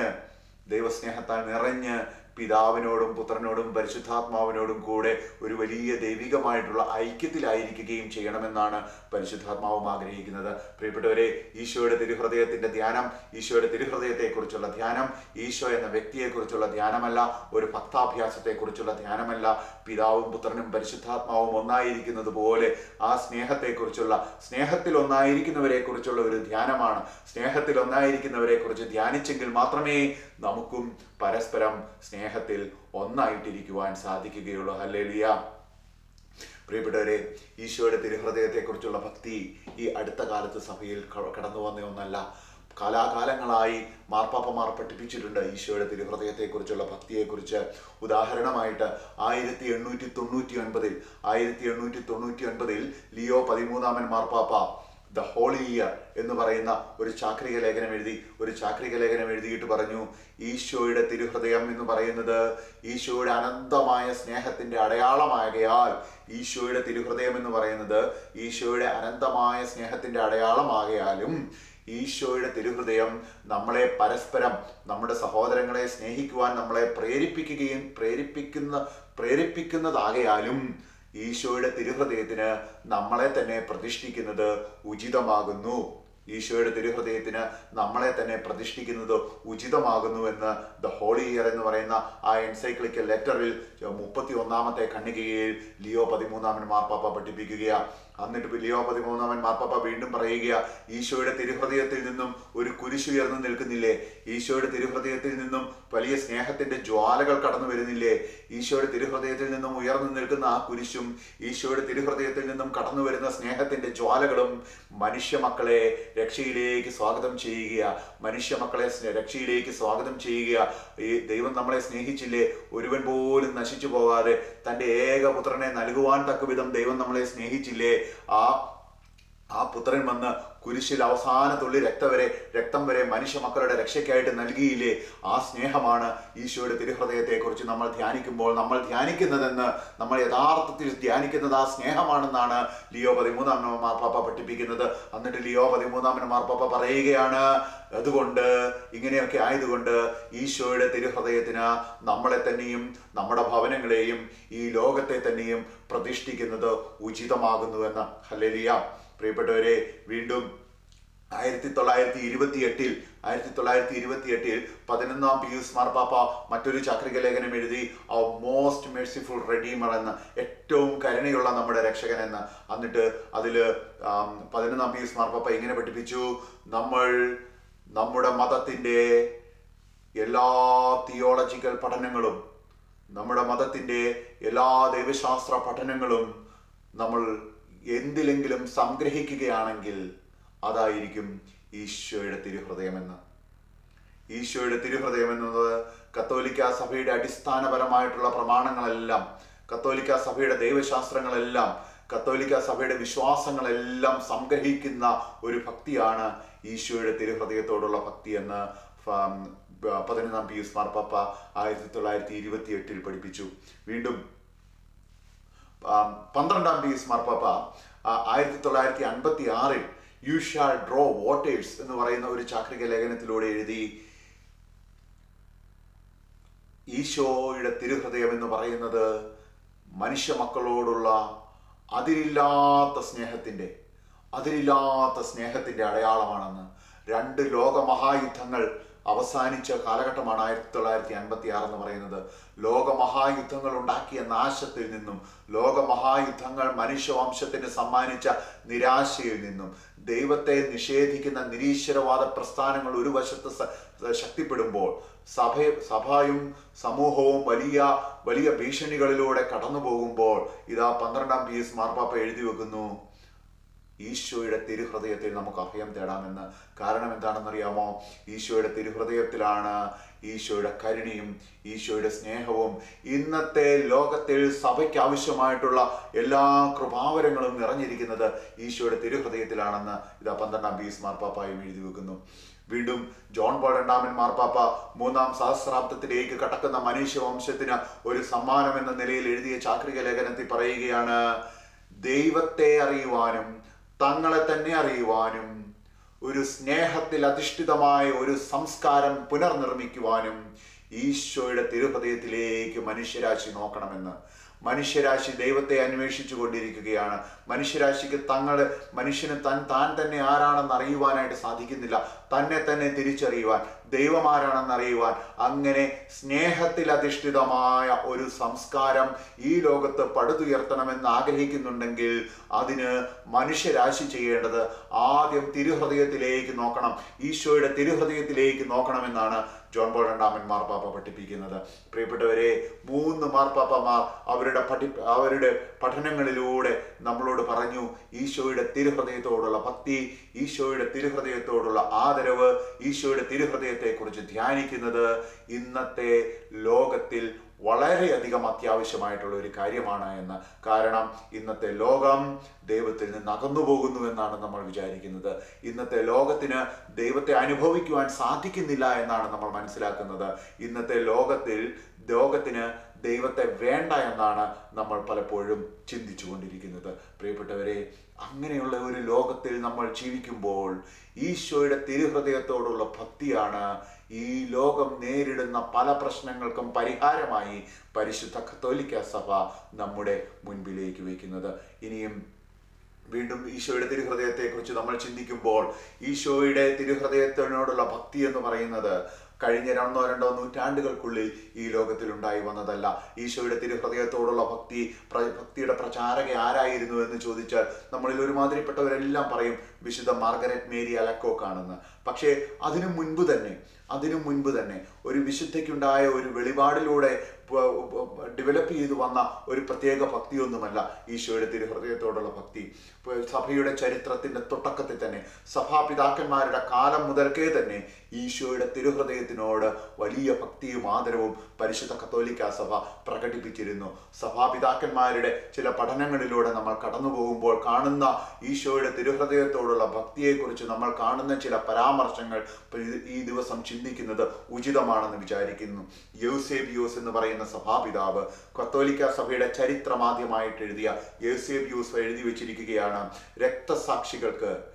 രക്തസാക്ഷികൾക്ക് ഈശോയുടെ നാമത്തെ പ്രതി ഈശോയ്ക്ക് വേണ്ടി രക്തം ചിന്തി സ്വന്തം ജീവിതം അവസാനിപ്പിക്കുവാൻ, സ്വന്തം ജീവിതം ഈശോയ്ക്ക് വേണ്ടി ബലി നൽകുവാൻ തയ്യാറായിട്ടുള്ള വ്യക്തികൾക്ക് ശക്തി നൽകിയത് ഈശോയുടെ തിരുഹൃദയത്തിൽ നിന്നും, ഈശോയുടെ തിരുവിലാവിൽ നിന്നും ഒഴുകുന്ന ജീവജലമാണ്. ഈശോയുടെ തിരുവിലാവിൽ നിന്നും ഒഴുകുന്ന സ്വർഗീയമായ ജീവജലമാണ് രക്തസാക്ഷികൾക്ക് രക്തസാക്ഷിത്വം വരിക്കുവാൻ ശക്തി നൽകിയതെന്ന് സഭാപിതാവായ യൂസേബിയൂസ് എഴുതി വെച്ചിട്ടുണ്ട്. സഭാപിതാവായ നോവേഷ്യൻ എഴുതി വെച്ചിട്ടുണ്ട്. ഈശോയുടെ തിരുവിലാവിൽ നിന്നാണ്, ഈശോയുടെ പിളർക്കപ്പെട്ട പാർശ്വത്തിൽ നിന്നാണ് പരിശുദ്ധാത്മാവ് കടന്നു വരുന്നതെന്ന്. ഈശോയുടെ തിരുഹൃദയത്തിൽ നിറഞ്ഞിരുന്ന പരിശുദ്ധാത്മാവാണ് ലോകത്തിലേക്കും സഭയിലേക്കും കടന്നു വരുന്നതെന്ന് നോവേഷ്യൻ എന്ന് പറയുന്ന സഭാപിതാവ് പഠിപ്പിക്കുന്നു. ജെറോം എന്ന് പറയുന്ന സഭാപിതാവ് പഠിപ്പിക്കുന്നു. ഈശോയുടെ തിരുഹൃദയത്തെക്കുറിച്ച് നമ്മൾ ധ്യാനിക്കുമ്പോൾ, ഈശോയുടെ തിരുഹൃദയത്തിൽ നിന്ന് ഒഴുകിയ ജീവജലത്തെക്കുറിച്ച് നമ്മൾ ധ്യാനിക്കുമ്പോൾ ആ ജീവജലത്തിന്റെ സൗന്ദര്യമല്ല നമ്മൾ ധ്യാനിക്കുന്നതെന്ന്. എത്ര മനോഹരമായിട്ടാണ് ഈ ജീവജലം ഒഴുകി വരുന്നത്. നമ്മളൊരു അരുവിയുടെ സമീപത്തിരുന്ന് ആ അരുവിയിലേക്ക് നോക്കുമ്പോൾ ആ അരുവി എത്ര മനോഹരമാണ് എന്ന് നമ്മൾ വിചാരിക്കുന്നത് പോലെ അല്ല ഈശോയുടെ ഹൃദയത്തിൽ നിന്നും ഒഴുകുന്ന ജീവജലത്തിന്റെ അരുവിയെക്കുറിച്ച് നമ്മൾ ധ്യാനിക്കേണ്ടത് എന്ന് സഭാപിതാവായ വിശുദ്ധ ജെറോം പഠിപ്പിക്കുന്നു. വിശുദ്ധ ജെറോം പിതാവ് പഠിപ്പിക്കുകയാണ്, ഈ ഈശോയുടെ തിരുവിലാവിൽ നിന്നും ഒഴുകുന്ന ജീവജലത്തിന്റെ സൗന്ദര്യത്തെക്കുറിച്ചല്ല നമ്മൾ ധ്യാനിക്കേണ്ടത്, പിന്നെയോ ഈശോയുടെ തിരുവിലാവിൽ നിന്നും ഒഴുകുന്ന ആ ജീവജലം നമ്മൾ പാനം ചെയ്യുകയാണ് വേണ്ടതെന്ന് സഭാപിതാവായ വിശുദ്ധ ജെറോം പഠിപ്പിക്കുകയാണ്. ഈശോയുടെ തിരുവിലാവിൽ നിന്നും ഒഴുകി വരുന്ന ആ ജലം പാനം ചെയ്തുകൊണ്ട് ഈശോയുടെ ഹൃദയം പോലെ നമ്മുടെ ഹൃദയമായിട്ട് മാറണം, ഈശോയെ പോലെ നമ്മളുമായി മാറണം, ഈശോയെ പോലെ നമ്മൾ സ്നേഹിക്കണം, ഈശോയെ പോലെ നമ്മൾ നോക്കണം, ഈശോയെ പോലെ നമ്മൾ മറ്റുള്ളവർക്ക് വേണ്ടി ശുശ്രൂഷകൾ ചെയ്യണമെന്ന് വിശുദ്ധ ജെറോം പിതാവ് പഠിപ്പിക്കുകയാണ്. വിശുദ്ധ അഗസ്തീനോസ് പഠിപ്പിക്കുകയാണ്, ഈശോയുടെ തിരുഹൃദയത്തോടുള്ള ഭക്തി എന്ന് പറയുന്നത് ഈശോയുമായിട്ടുള്ള ഒരു വ്യക്തിപരമായ കണ്ടുമുട്ടലാണെന്നാണ് വിശുദ്ധ അഗസ്തീനോസ് പഠിപ്പിക്കുന്നത്. ഈശോയുടെ തിരുവിലാവിന്റെ ഈശോയുടെ മുറിക്കപ്പെട്ട ആ പിളർക്കപ്പെട്ട പാർശ്വം എന്ന് പറയുന്നത് നമ്മൾ ആ മുറിവിലൂടെ നമ്മൾ ഈശോയുടെ ഹൃദയത്തിലേക്ക് പ്രവേശിക്കുകയാണെന്നാണ് വിശുദ്ധ അഗസ്തീനോസ് പഠിപ്പിച്ചത്. ആ മുറിവിൽ നിന്നും രക്തവും വെള്ളവും ഒഴുകി വരുന്നത് സഭയുടെ പ്രതീകമാണ്, കൂദാശകളുടെ പ്രതീകമാണെന്നൊക്കെ സഭാപിതാക്കന്മാർ പഠിപ്പിക്കുന്നുണ്ട്. പക്ഷേ ഈ കൂദാശകളിലൂടെ, ഈ സഭയിലൂടെ, ഈ ഈശോയുടെ പിളർക്കപ്പെട്ട പാർശ്വത്തിലൂടെ നമ്മൾ ഈശോയുടെ ഹൃദയത്തിലേക്ക് നമ്മൾ കടന്നു ചെന്ന് ഒന്നായിട്ട് മാറുകയാണ് എന്നാണ് വിശുദ്ധ അഗസ്തീനോസ് പഠിപ്പിക്കുന്നത്. വീണ്ടും വിശുദ്ധ ബെർണാഡ് പഠിപ്പിക്കുന്നു, ഈശോയുടെ ഹൃദയം നമുക്ക് തുറന്നു തന്നത് എന്തിനാണെന്നറിയാമോ? ഈശോയുടെ സ്നേഹവും കരുണയുമാകുന്ന രഹസ്യങ്ങൾ, ഈശോയുടെ സ്നേഹവും കരുണയുമാകുന്ന ദൈവിക രഹസ്യങ്ങൾ നമ്മളെ പഠിപ്പിക്കുവാൻ വേണ്ടിയിട്ടാണ് ഈശോയുടെ ഹൃദയം നമുക്കായി തുറന്നു തന്നതെന്നാണ് വിശുദ്ധ ബെർണാഡ് പഠിപ്പിക്കുന്നത്. വിശുദ്ധ ബെനവൻചോര പഠിപ്പിക്കുന്നത് എന്താണെന്നറിയാമോ? ഈശോയുടെ തിരുഹൃദയത്തെക്കുറിച്ച് നമ്മൾ ധ്യാനിക്കുമ്പോൾ രണ്ട് സുഹൃത്തുക്കൾ തമ്മിലുള്ളതുപോലെയുള്ള ഒരു ബന്ധം, രണ്ട് സുഹൃത്തുക്കൾ തമ്മിലുള്ളതുപോലെയുള്ള ഒരു ബന്ധം, വ്യക്തിപരമായിട്ടുള്ള ഒരു ബന്ധം ഈശോയുമായിട്ട് നമുക്കുണ്ടാകുമെന്നാണ്. വീണ്ടും വിശുദ്ധ ഫ്രാൻസിസ് ദി സാലസ്, വിശുദ്ധ ഫ്രാൻസിസ് ദി ഷണ്ടാൽ എന്നീ പറയുന്ന രണ്ട് വിശുദ്ധർ, ഈ രണ്ട് വിശുദ്ധരാണ് വിസിറ്റേഷൻ സഭാ സമൂഹത്തെ സ്ഥാപിച്ചത്. ഇവരെ കുറിച്ച് നമ്മൾ പറയുന്നത്, വിശുദ്ധ മാർഗരറ്റ് മേരി അലക്കോക്കിനെ കുറിച്ച് പറയുമ്പോൾ നമ്മൾ മനസ്സിലാക്കണം, വിശുദ്ധ മാർഗരറ്റ് മേരി അലക്കോക്ക് അംഗമായിരുന്ന സന്യാസ സഭയെ സ്ഥാപിച്ചത് വിശുദ്ധ ഫ്രാൻസിസ് ദി സാലസ് ആണ്. വിശുദ്ധ ഫ്രാൻസിസ് ദി സാലസ് പറയുന്നത്, നമ്മുടെ ആത്മീയ ജീവിതത്തിന് ഏറ്റവും അത്യാവശ്യം വേണ്ട ഒരു കാര്യം, നമ്മുടെ ആത്മീയ ജീവിതത്തിന് അവശ്യം വേണ്ട ഒരു കാര്യമാണ് ഈശോയുടെ തിരുഹൃദയത്തെക്കുറിച്ചുള്ള ധ്യാനവും ഈശോയുടെ തിരുഹൃദയത്തിലൂടെ വെളിവാക്കപ്പെട്ട സ്നേഹത്തെക്കുറിച്ചുള്ള ധ്യാനവും എന്ന്. അങ്ങനെ ഈശോയുടെ തിരുഹൃദയത്തെക്കുറിച്ച് വലിയ ഭക്തി ഉണ്ടായിരുന്ന വിശുദ്ധ ഫ്രാൻസിസ് ദി സാലസും വിശുദ്ധ ഫ്രാൻസിസ് ദി ഷണ്ടാലും സ്ഥാപിച്ച വിസിറ്റേഷൻ സന്യാസ സഭയിലേക്കാണ് 1600-കളിൽ വിശുദ്ധ മാർഗരറ്റ് മേരി അലക്കോക്ക് ഇന്ന് ഈശോയുടെ തിരുഹൃദയത്തിനോടുള്ള ഭക്തി ഇത്രയധികം പോപ്പുലർ ആകുവാൻ കാരണമായ, അതിനുവേണ്ടി സ്വർഗം തിരഞ്ഞെടുത്ത് നിയോഗിക്കപ്പെട്ട തിരുഹൃദയ ഭക്തിയുടെ അപ്പസ്തോലയായ വിശുദ്ധ മാർഗരറ്റ് മേരി അലക്കോക്ക് കടന്നു വരുന്നത്. ഹല്ലേലൂയ. പ്രിയപ്പെട്ടവരെ, ഈശോ വെറുതെ ഒരു റെവലേഷനായിട്ട് വിശുദ്ധ മാർഗരറ്റ് മേരിക്ക് ഈശോയുടെ തിരുഹൃദയത്തെക്കുറിച്ചുള്ള ഭക്തി പറഞ്ഞു കൊടുക്കുകയല്ല ചെയ്തത്. അന്നത്തെ കാലഘട്ടത്തിൽ ആ 17-18 നൂറ്റാണ്ടുകളിൽ പരിശുദ്ധ കത്തോലിക്ക സഭ, പ്രത്യേകിച്ചും വിശുദ്ധ മാർഗരറ്റ് മേരി ആയിരുന്ന ഫ്രാൻസിലെ കത്തോലിക്ക സഭ കടന്നുപോയിക്കൊണ്ടിരുന്ന ചില പ്രത്യേക പ്രശ്നങ്ങളെക്കുറിച്ച് നമ്മൾ മനസ്സിലാക്കണം. ജാൻസനിസം എന്ന് പറയുന്ന ഒരു പാഷണ്ഡത, ഒരു ശീഷ്മ കത്തോലിക്ക സഭയിൽ, പ്രത്യേകിച്ച് ഫ്രാൻസിലും സമീപ പ്രദേശങ്ങളിലുമൊക്കെ വളരെയധികം ശക്തി പ്രാപിച്ചിരുന്ന ഒരു കാലഘട്ടമായിരുന്നു. ജാൻസനിസം എന്ന് പറയുന്ന ആ ശീഷ്മ അവർ പറയുന്നത്, ദൈവം തൻ്റെ കരുണ, തൻ്റെ കൃപ എല്ലാവർക്കും കൊടുക്കുന്നില്ല. എല്ലാ മനുഷ്യരിലും ആദത്തിൻ്റെ പാപത്തിൻ്റെ എലമെന്റ്സ് ഉണ്ട്, അതിൻ്റെ ചില കണികകൾ എല്ലാ മനുഷ്യരിലുമുണ്ട്. ശരിയാണ്, പരിശുദ്ധ കത്തോലിക്ക സഭയും പഠിപ്പിക്കുന്നുണ്ട് നമുക്ക് എല്ലാവർക്കും ജന്മപാപമുണ്ട് എന്ന്. എന്നാൽ കത്തോലിക്ക സഭ പഠിപ്പിക്കുന്നത് മാമോദീസായിലൂടെ ജന്മപാപത്തിൻ്റെ കറകൾ മാറിപ്പോകുന്നുവെന്നാണ്. എന്നാൽ ജാൻസനിസം, ആ ഒരു പാഷണ്ഡത പിന്തുടരുന്ന വ്യക്തികൾ പഠിപ്പിക്കുന്നത് ഇങ്ങനെ മാറിപ്പോകുന്നുണ്ടെങ്കിലും മനുഷ്യന്റെ അടിസ്ഥാനപരമായ സ്വഭാവം പാപത്തിന്റെ സ്വഭാവമാണ്. മനുഷ്യൻ എപ്പോഴും പാപത്തിലേക്ക് വീണുകൊണ്ടിരിക്കുകയാണ്. എന്നാൽ ചിലർക്ക് മാത്രം, പ്രത്യേകം ശ്രദ്ധിക്കണം, ചിലർക്ക് മാത്രം ദൈവം ഒരു കൃപ കൊടുക്കും പാപത്തിൽ വീഴാതിരിക്കാൻ. ചിലർക്ക് മാത്രം ഒരു വിശുദ്ധ ജീവിതത്തിനുള്ള കൃപ കൊടുക്കും. ചിലർക്ക് മാത്രം പാപത്തിൽ വീഴാതെ വിശുദ്ധ ജീവിതം നയിക്കാനുള്ള കൃപ കൊടുക്കും. എന്നാൽ എല്ലാവർക്കും ആ കൃപ ലഭിക്കുകയില്ല. ഈ ജാൻസനിസംകാർ ചെയ്യുന്നത്, അവർ എല്ലാവർക്കും ഓപ്പണായി, എല്ലാവർക്കും രക്ഷപ്പെടണമെന്ന്, എല്ലാവരും രക്ഷിക്കപ്പെടണമെന്ന് ആഗ്രഹിക്കുന്ന ദൈവത്തിന്റെ സ്നേഹത്തെയും ദൈവത്തിന്റെ കരുണയെയും നിരാകരിക്കുകയാണ് ചെയ്തുകൊണ്ടിരുന്നത്. അവർ പഠിപ്പിച്ചുകൊണ്ടിരുന്നത് ചിലർക്ക് മാത്രമേ ഈ കൃപകൾ ലഭിക്കുകയുള്ളൂ, ചിലർക്ക് മാത്രമേ വിശുദ്ധി ലഭിക്കുകയുള്ളൂ, ചിലർക്ക് മാത്രമേ പാപപുറതി ലഭിക്കുകയുള്ളൂ. അങ്ങനെ പ്രത്യേകം തിരഞ്ഞെടുക്കപ്പെട്ട ചിലർക്ക് മാത്രമേ കത്തോലിക്ക സഭയിലെ കൂദാശകൾ, പ്രത്യേകിച്ച് ദിവികാരുണ്യം പോലെയുള്ള കുർബാന സ്വീകരണം പോലെയുള്ള ചില കൂദാശകൾ അടുക്കൽ സ്വീകരിക്കുവാനൊക്കെ സാധിക്കുകയുള്ളൂ എന്ന്. അങ്ങനെ ചിന്തിച്ചുകൊണ്ടിരുന്ന ഒരു കൂട്ടം ആളുകളും അവർക്കുണ്ടായിരുന്ന ഒരു കൂട്ടം അനുയായികളുടെയും അടുത്തേക്കാണ് ഈശോ വിശുദ്ധ മാർഗരറ്റ് മേരിയിലൂടെ തിരുഹൃദയത്തെക്കുറിച്ചുള്ള ഭക്തിയും ദിവികാരുണ്യ ആരാധനയോടുള്ള ഭക്തിയും ഒക്കെ പ്രചരിപ്പിക്കുവാനായിട്ട് ആഗ്രഹിക്കുന്നത്.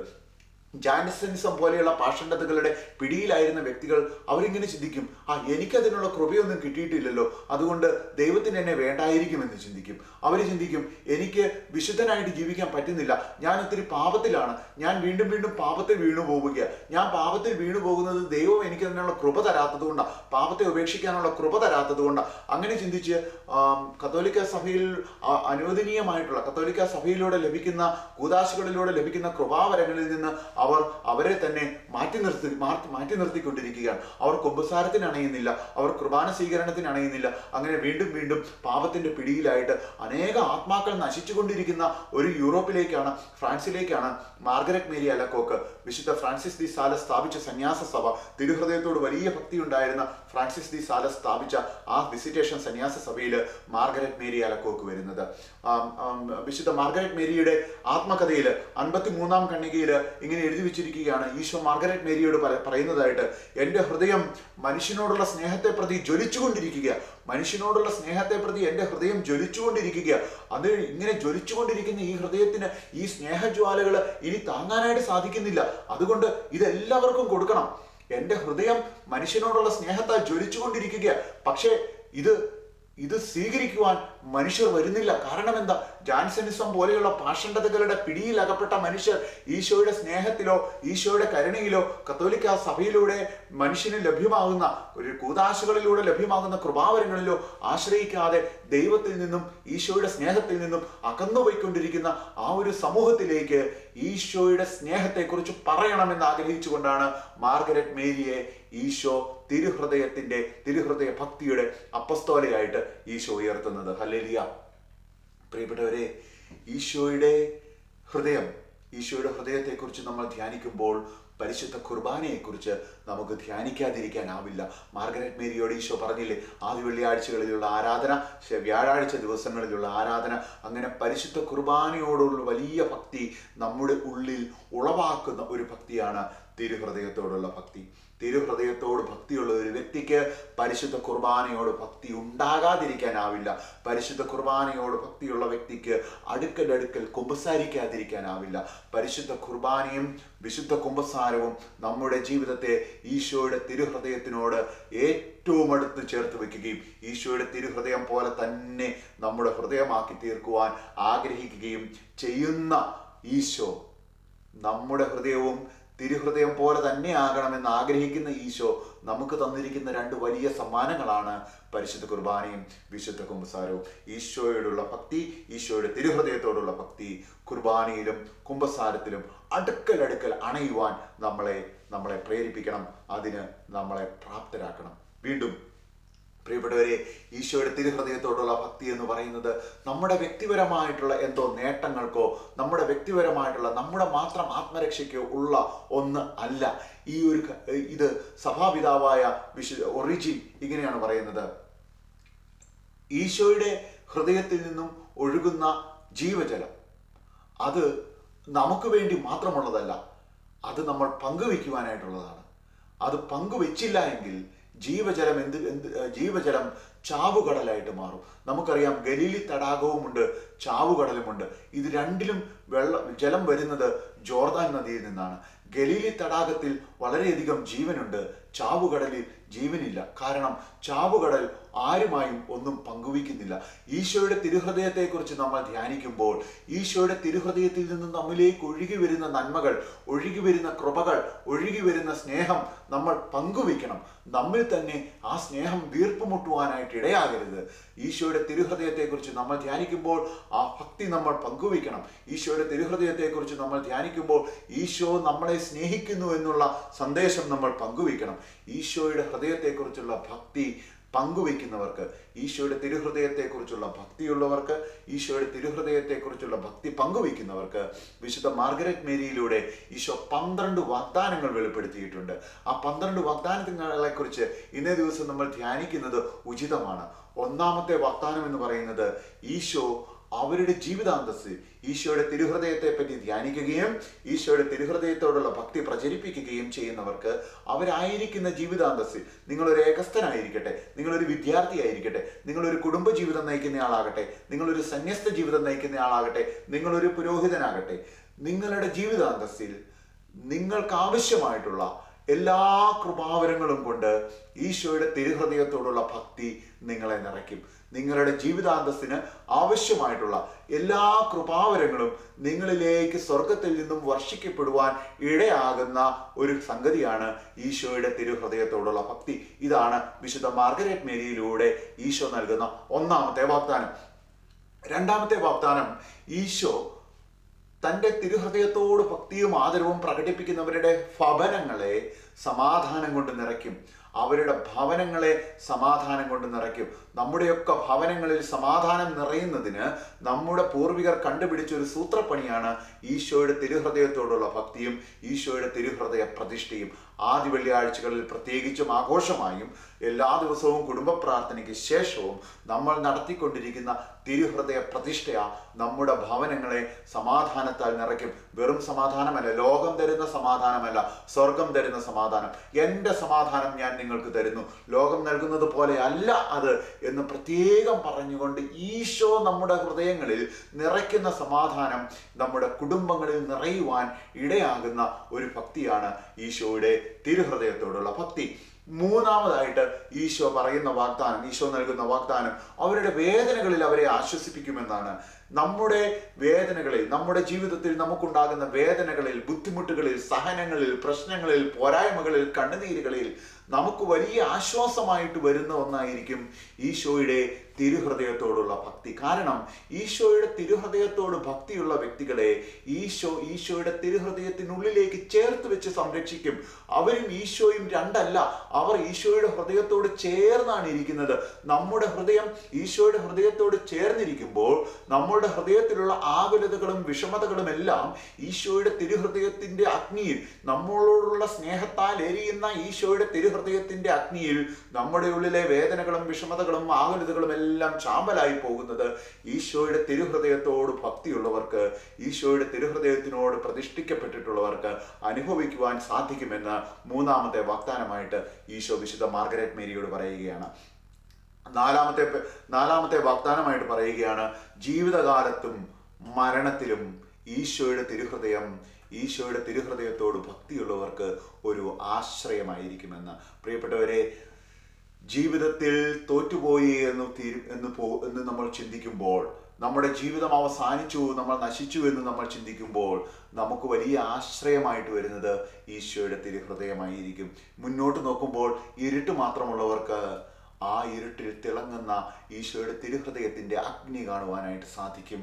മുന്നോട്ട് നോക്കുമ്പോൾ ഈ ജീവിതം അവസാനിച്ചുവെന്ന്, എൻ്റെ ഈ ലോകത്തിലെ ജീവിതം അവസാനിച്ചുവെന്ന് ചിന്തിക്കുന്നവർക്ക് നമ്മുടെ ജീവിതം അവസാനിക്കുമ്പോഴും നമ്മളെ സ്വീകരിക്കുവാൻ ഈശോയുടെ തിരുഹൃദയം ഉണ്ടായിരിക്കും. നമ്മൾ ഈ ലോകത്തിൽ നിന്ന് കടന്നു പോകുന്നത് എങ്ങോട്ടാണ് എന്ന് അറിയാതെ ഇരിക്കുന്നവർക്കായിട്ടാണ് ഈ സന്ദേശം. ഈ ലോകത്തിൽ നിന്ന് നമ്മൾ കടന്നു പോകുമ്പോൾ ഈശോയുടെ തിരുഹൃദയത്തിലേക്കായിരിക്കും ഈശോയുടെ തിരുഹൃദയത്തിനോട് ഭക്തിയുള്ളവർ കടന്നു പോകുന്നത്.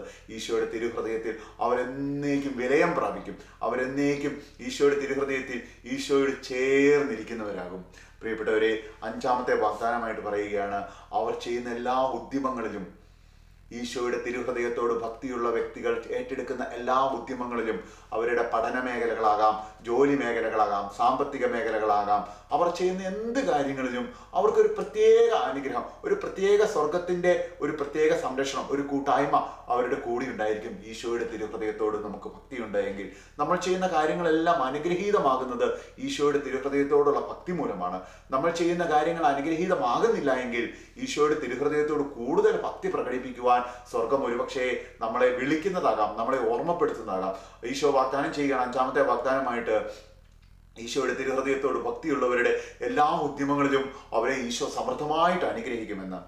ആറാമതായിട്ട് ഈശോയുടെ വാഗ്ദാനം പറയുകയാണ്, അളവില്ലാത്ത കരുണയുടെ ഒരു സമുദ്രം പോലെയായിരിക്കും എൻ്റെ ഹൃദയം. ആർക്ക്? പാപികൾക്ക്. പാപികളായിട്ടുള്ളവർക്ക്, പാപത്തിൽ വീണുപോയവർക്ക്, പാപത്തെക്കുറിച്ച് അനുദപിക്കുവാനായിട്ട് ആഗ്രഹിക്കുന്നവർക്ക്, പാപത്തിൽ നിന്ന് കരകയറാൻ ആഗ്രഹിക്കുന്നവർക്ക് അളവില്ലാത്ത കരുണയുടെ സമുദ്രം, മഹാസമുദ്രമായിരിക്കും എൻ്റെ ഹൃദയമെന്ന്. പ്രിയപ്പെട്ടവരെ, വിശുദ്ധ ഫൗസ്റ്റീനായിലൂടെ ദൈവകരുണയോടുള്ള ഭക്തി വ്യാപരിക്കുമ്പോൾ ഈശോ പറയുന്നില്ലേ, ഏറ്റവും വലിയ പാപിക്കാണ് ഏറ്റവും വലിയ കരുണയുടെ അവകാശമെന്ന്. ഏറ്റവും കൂടുതൽ കരുണ അറിയിക്കുന്നത് ഏറ്റവും വലിയ പാപിയാണ് എന്ന്. ഒരു മഹാസമുദ്രം പോലെ വിശാലമായ ഈശോയുടെ കരുണയിലേക്ക് പാപികളെ സ്വാഗതം ചെയ്യുകയാണ് ഈശോയുടെ തിരുഹൃദയത്തോടുള്ള ഭക്തി. ഈശോയുടെ തിരുഹൃദയത്തോട് ഭക്തിയുള്ളവർക്ക് പരിശുദ്ധ കുർബാനയോട് ഭക്തി ഉണ്ടാകും. പരിശുദ്ധ കുർബാനയോട് ഭക്തിയുള്ളവർക്ക് അടുക്കലടുക്കൽ കുമ്പസാരിക്കുവാനുള്ള ഒരു പ്രചോദനം ലഭിക്കും. അങ്ങനെ പാപത്തിൽ നിന്നും പാപ സാഹചര്യങ്ങളിൽ നിന്നും മാറി നിൽക്കുവാനുള്ള സ്വർഗീയമായ അനുഗ്രഹങ്ങൾ ഈശോയുടെ തിരുഹൃദയത്തോടുള്ള ഭക്തി വഴി ഉണ്ടാകും. അത് ഒരു തവണയോ 2 തവണയോ 3 തവണയോ അല്ല, അളവില്ലാത്ത ഒരു മഹാസമുദ്രം പോലെ വിശാലമായ ഈശോയുടെ കരുണ ഈശോയുടെ തിരുഹൃദയത്തോട് ഭക്തിയുള്ള വ്യക്തികൾക്ക് ഉണ്ടായിരിക്കും, അവരെ കാത്തിരിക്കുന്നുണ്ടാവും. 7ാമത്തെ വാഗ്ദാനമായിട്ട് ഈശോയുടെ തിരുഹൃദയത്തോടുള്ള ഭക്തി വിശുദ്ധ മാർഗരറ്റ് മേരിയിലൂടെ പറയുകയാണ്. മന്ദതയിലായിരിക്കുന്ന ആത്മാക്കൾ തീക്ഷ്ണതയാൽ നിറയും. ഈശോയുടെ തിരുഹൃദയത്തോട് ഭക്തിയുള്ളവർ മന്ദതയിലായിരിക്കുന്ന ആത്മാക്കൾ തീക്ഷ്ണതയാൽ നിറയും. പ്രാർത്ഥിച്ചില്ലെങ്കിലും കുഴപ്പമൊന്നുമില്ല, ഇത്രയും പ്രാർത്ഥിച്ചില്ലെങ്കിലും കുഴപ്പമൊന്നുമില്ല, അല്ലെങ്കിൽ ഒരു ദിവസം കുർബാനയ്ക്ക് പോയില്ലെങ്കിലും കുഴപ്പമൊന്നുമില്ല, അല്ലെങ്കിൽ ഒരു സ്വർഗസ്ഥനായ പിതാവെ കുറച്ച് ചെല്ലിയാൽ മതി, ഒരു നന്മ നിറഞ്ഞ മറിയമേ കുറച്ച് ചെല്ലിയാൽ മതി, ഇച്ചിരി നേരം ബൈബിൾ വായിച്ചില്ലെങ്കിലും കുഴപ്പമൊന്നുമില്ല. അങ്ങനെ മന്ദതയിലായിരിക്കുന്ന വ്യക്തികൾ, എല്ലാം മാറ്റി മാറ്റി വെക്കുന്ന വ്യക്തികൾ, ശുശ്രൂഷ മേഖലകളിലേക്ക് വളരുവാനായിട്ട് ദൈവം ആഗ്രഹിക്കുന്നുണ്ട് എങ്കിലും അതിനോട് പ്രത്യുത്തരം പറയാത്ത വ്യക്തികൾ, അവർക്കൊക്കെ ഈശോയുടെ തിരുഹൃദയത്തോടുള്ള ഭക്തി അവരെ തീക്ഷ്ണതയാൽ നിറയ്ക്കുമെന്നാണ് പറയുന്നത്. കാരണം ഈശോയുടെ തിരുഹൃദയം എന്ന് പറയുന്നത് മനുഷ്യനോടുള്ള സ്നേഹത്താൽ നിറഞ്ഞിരിക്കുകയാണ്. ആ മനുഷ്യനോടുള്ള സ്നേഹത്താൽ കത്തി ജ്വലിക്കുകയാണ്. ഈശോയുടെ തിരുഹൃദയത്തോടുള്ള ഭക്തി ഉണ്ടാകുമ്പോൾ തണുത്തുപോയ നമ്മുടെ ഹൃദയങ്ങളും തണുത്തുപോയ നമ്മുടെ ആത്മാവും ഒക്കെ ഈശോയുടെ തിരുഹൃദയത്തിൽ കത്തി ജ്വലിക്കുന്ന ആഗ്നിയാൽ ചൂട് പിടിപ്പിക്കപ്പെടും. അങ്ങനെ മന്ദതയിലായിരിക്കുന്ന ആത്മാക്കൾ വീണ്ടും തീക്ഷ്ണതയിലേക്ക് വരുമെന്നാണ് ഈശോയുടെ തിരുഹൃദയത്തോടുള്ള ഭക്തിയുള്ളവർക്ക് ലഭിക്കുന്ന 7ാമത്തെ വാഗ്ദാനത്തിൽ പറയുന്നത്. 8ാമത്തെ വാഗ്ദാനമായിട്ട് പറയുന്നത്, ഇങ്ങനെ മന്ദതയിലുള്ള ആത്മാക്കൾക്ക് തീക്ഷ്ണത ഉണ്ടാകുമെന്ന് മുൻപിലത്തെ വാഗ്ദാനത്തിൽ നമ്മൾ കണ്ടു. എന്നാൽ ഓൾറെഡി തീക്ഷ്ണതയുള്ള ആത്മാക്കളോ, അവർക്ക് കൂടുതൽ പൂർണ്ണതയിലേക്ക് കടന്നു പോകുവാനായിട്ട് ഈശോയുടെ തിരുഹൃദയത്തോടുള്ള ഭക്തി മൂലം സാധിക്കുമെന്നാണ് പറയുന്നത്. നമ്മൾ ശുശ്രൂഷ ജീവിതത്തിൽ വളരാനായിട്ട് ആഗ്രഹിക്കുന്നുണ്ടെങ്കിൽ, ആത്മീയ ജീവിതത്തിൽ വളരാനായിട്ട് ആഗ്രഹിക്കുന്നുണ്ടെങ്കിൽ, ഈശോയെ കൂടുതൽ സ്നേഹിക്കാനായിട്ട് ആഗ്രഹിക്കുന്നുണ്ടെങ്കിൽ അതിനുള്ള സൂത്രപ്പണിയാണ് ഈശോയുടെ തിരുഹൃദയത്തോടുള്ള ഭക്തി. ഈശോയുടെ തിരുഹൃദയത്തെക്കുറിച്ച് ധ്യാനിക്കുക. അങ്ങനെ നമ്മുടെ ഹൃദയം ഈശോയുടെ ഹൃദയത്തോട് ഒന്നായിട്ട് ചേരുമ്പോൾ പൂർണ്ണതയിലേക്ക് വളരാനായിട്ട് നമുക്ക് സാധിക്കും. ഏറ്റവും വലിയ ഉദാഹരണം എന്ന് പറയുന്നത് പരിശുദ്ധ അമ്മയാണ്. ഇത് തുടക്കത്തിൽ പറഞ്ഞില്ലേ, പരിശുദ്ധ അമ്മ ഈശോയെ നോക്കിയിരിക്കും, ഈശോ പരിശുദ്ധ അമ്മയെ നോക്കിയിരിക്കും. അങ്ങനെ ആ 2 ഹൃദയങ്ങൾ ഒന്നായപ്പോൾ പരിശുദ്ധ അമ്മയുടെ ഹൃദയം എല്ലാം ഹൃദയത്തിൽ സംഗ്രഹിക്കാൻ മാത്രം വിശാലമായി വളർന്നു. തീക്ഷ്ണതയുള്ള ആത്മാക്കൾക്ക് പൂർണ്ണതയിലേക്ക് കടന്നു വരാനുള്ള സൂത്രപ്പണിയാണ് ഈശോയുടെ തിരുഹൃദയത്തോടുള്ള ഭക്തി എന്ന് 8ാമത്തെ വാഗ്ദാനമായിട്ട് പറയുന്നു.